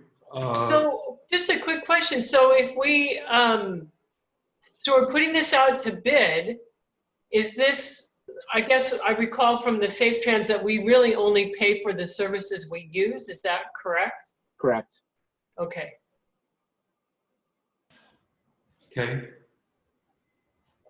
Any more questions or comments? If not, let's take action on this one. I'm going to approve. Second. Moved by Cortese, Second. second by Lay. Let's do the roll vote. Student Governing Board Member Bruce Wynn, how do you vote? I approve. Thank you.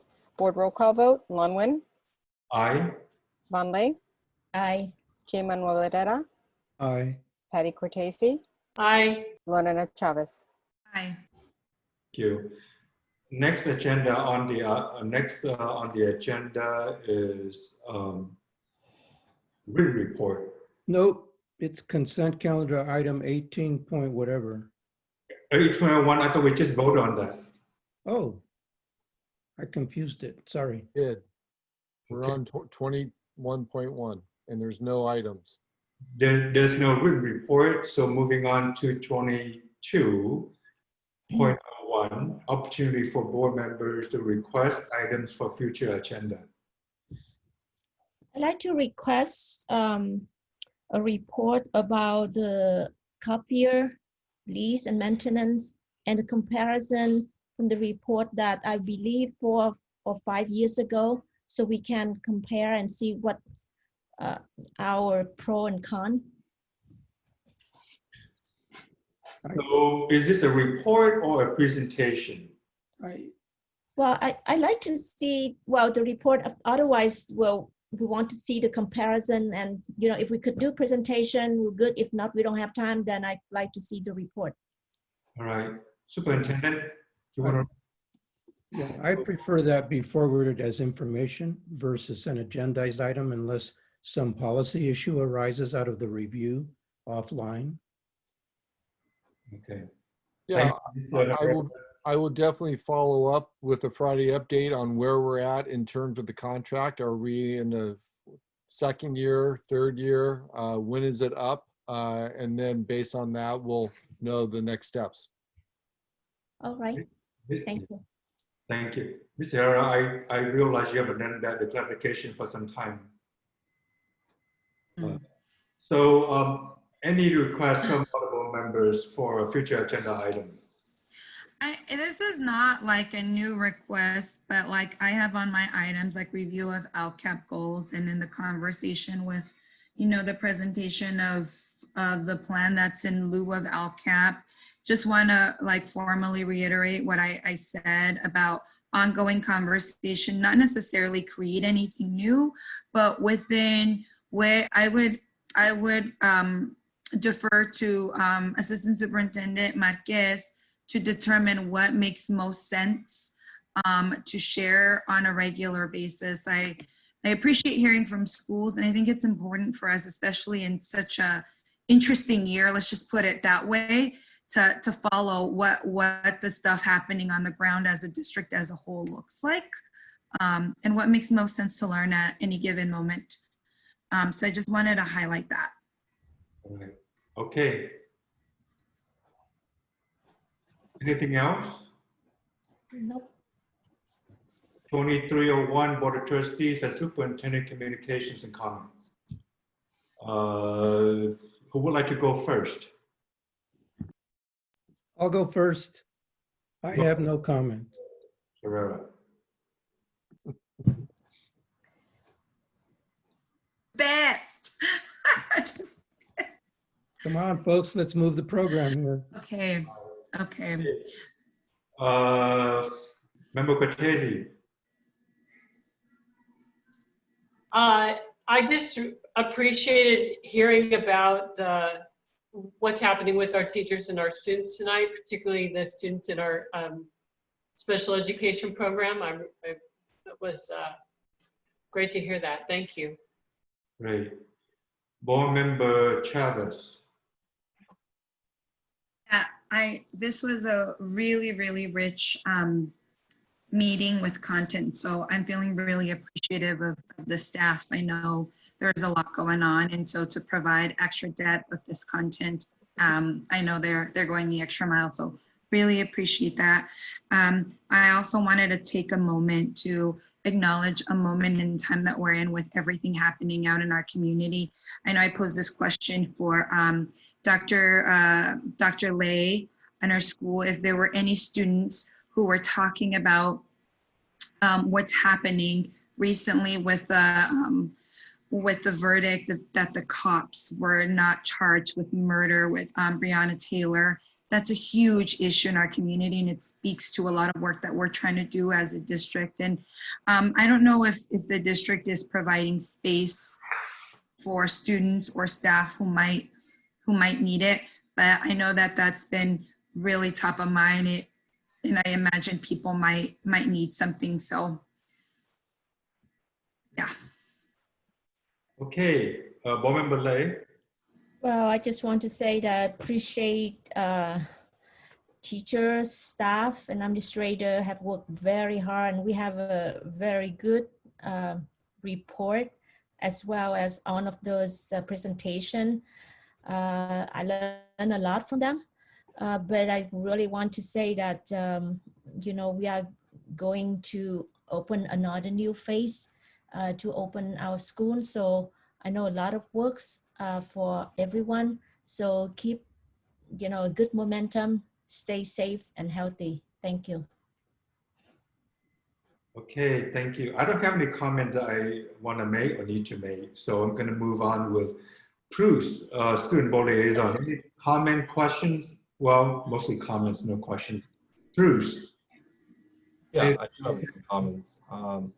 It was just specifically about like how the district is helping all students, because like despite like our backgrounds, we all have like different pathways, and it's best that we all contribute together on how to, you know, get everyone on the right track. And yeah, and using all of the initiatives and actions that I've heard so far, we are really doing a good part in that.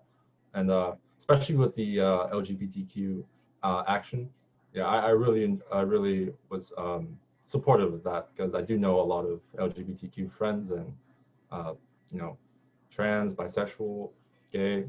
It goes on, and my school has a big population, and they'd be really happy to have that as well. And then same goes for the special education peers, and yeah, it's really helpful for them. So those are my comments. Thank you. Okay. No, I already went over my time. Sorry, I have a few more things to add. One, Bruce, I have to give you a shout out. You have been working your hell off. Let's just say that. This student is one of the hardest working students that I've known. He's always after like the goals. What can we do? Provide clarity here. Let's create milestones. Let's have these extra meetings. And I'm like, whoa. I mean, I'm all about working, but this student has me working overtime. So I'm like, yes, keep on doing it. So I'm just super appreciative of you and your leadership and how inclusive you are with the whole board. It's not just you making all these decisions, you're bringing in all of the students. So just brings me so much joy to be able to work with you and the group and supporting you all with your initiatives. So I wanted to say that. Also, y'all, I can't believe I almost forgot. It is Hispanic Heritage Month. It started September 15th. And so I don't know if there's any way that we could acknowledge Hispanic Heritage Month, even though it's informally, and like allow for students to share their stories in their classes, or for teachers to bring forth any Latinx stories. Mr. Funk, I don't know what we can do there, but if we can do something to celebrate our population, I mean, we're about 50% of the district too. So. Yeah. Okay. Chris, comments? Ms. Chavez, we certainly will send out a message. Although, you know, we're just down to Friday tomorrow, and then we're off next week.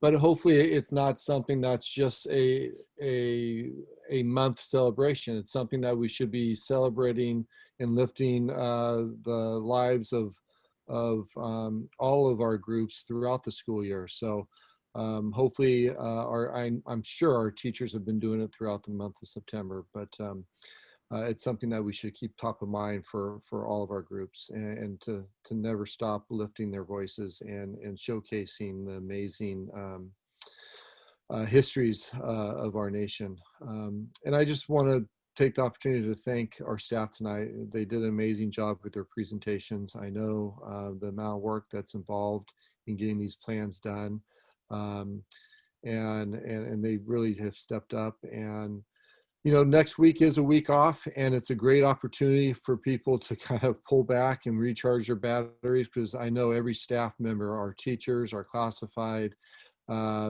you could be a 25-year, 30-year veteran, and teaching distance learning is like being a first-year teacher. And those of us that have taught, we remember what a first-year teacher is like. So I know they're exhausted, and this week just came at the right time.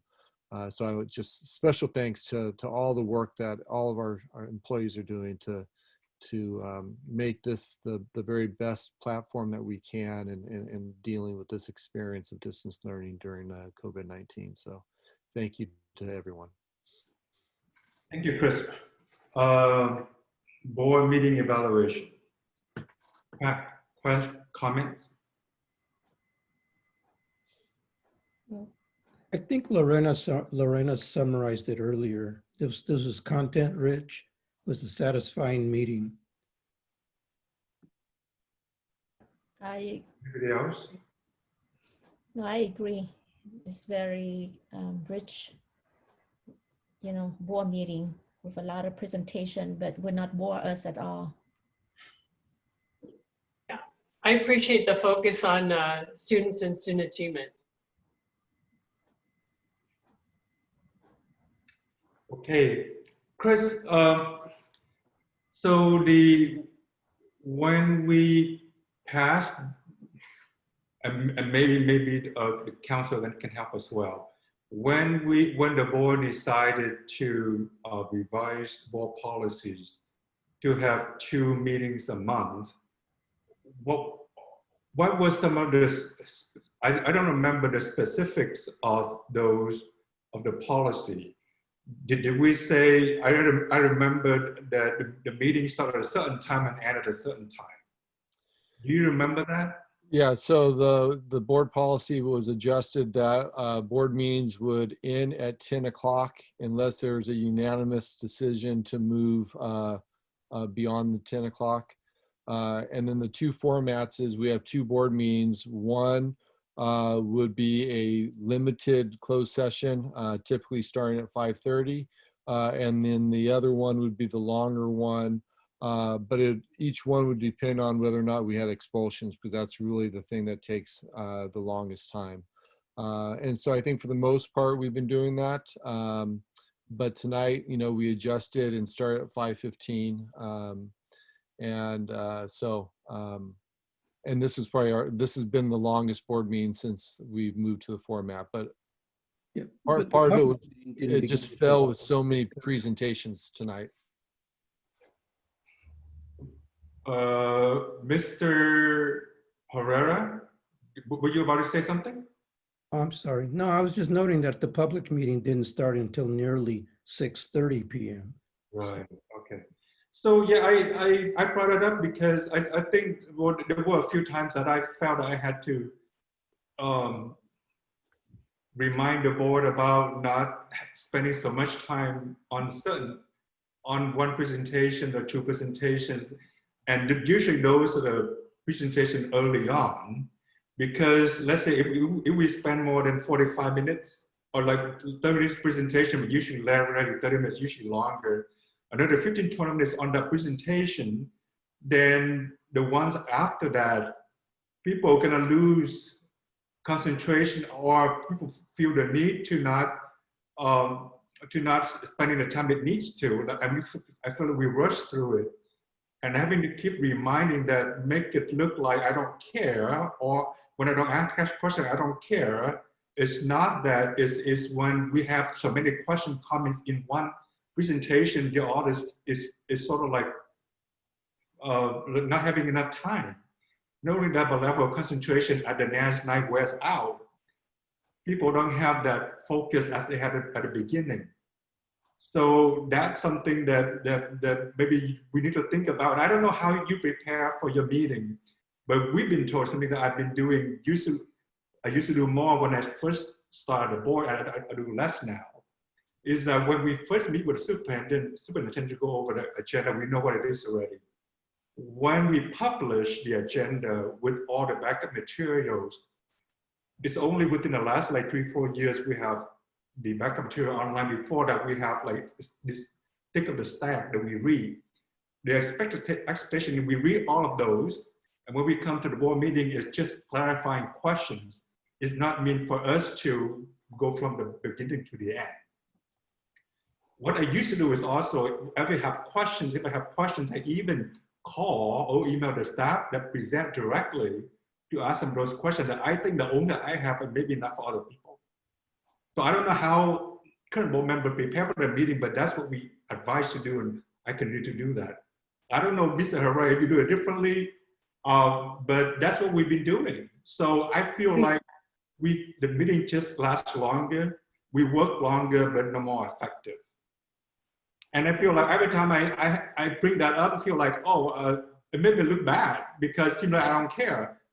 Well, I mean, you're making valid points, and that, if we're looking to be more focused and priority on academic achievement topics, things that could be answered offline ahead of time or after should be asked ahead of time and or after, instead of, just general inquiries. If we can keep it more at a policy level, if you need clarity on something and the whole room doesn't really need that clarity, you can get that clarity offline before or after.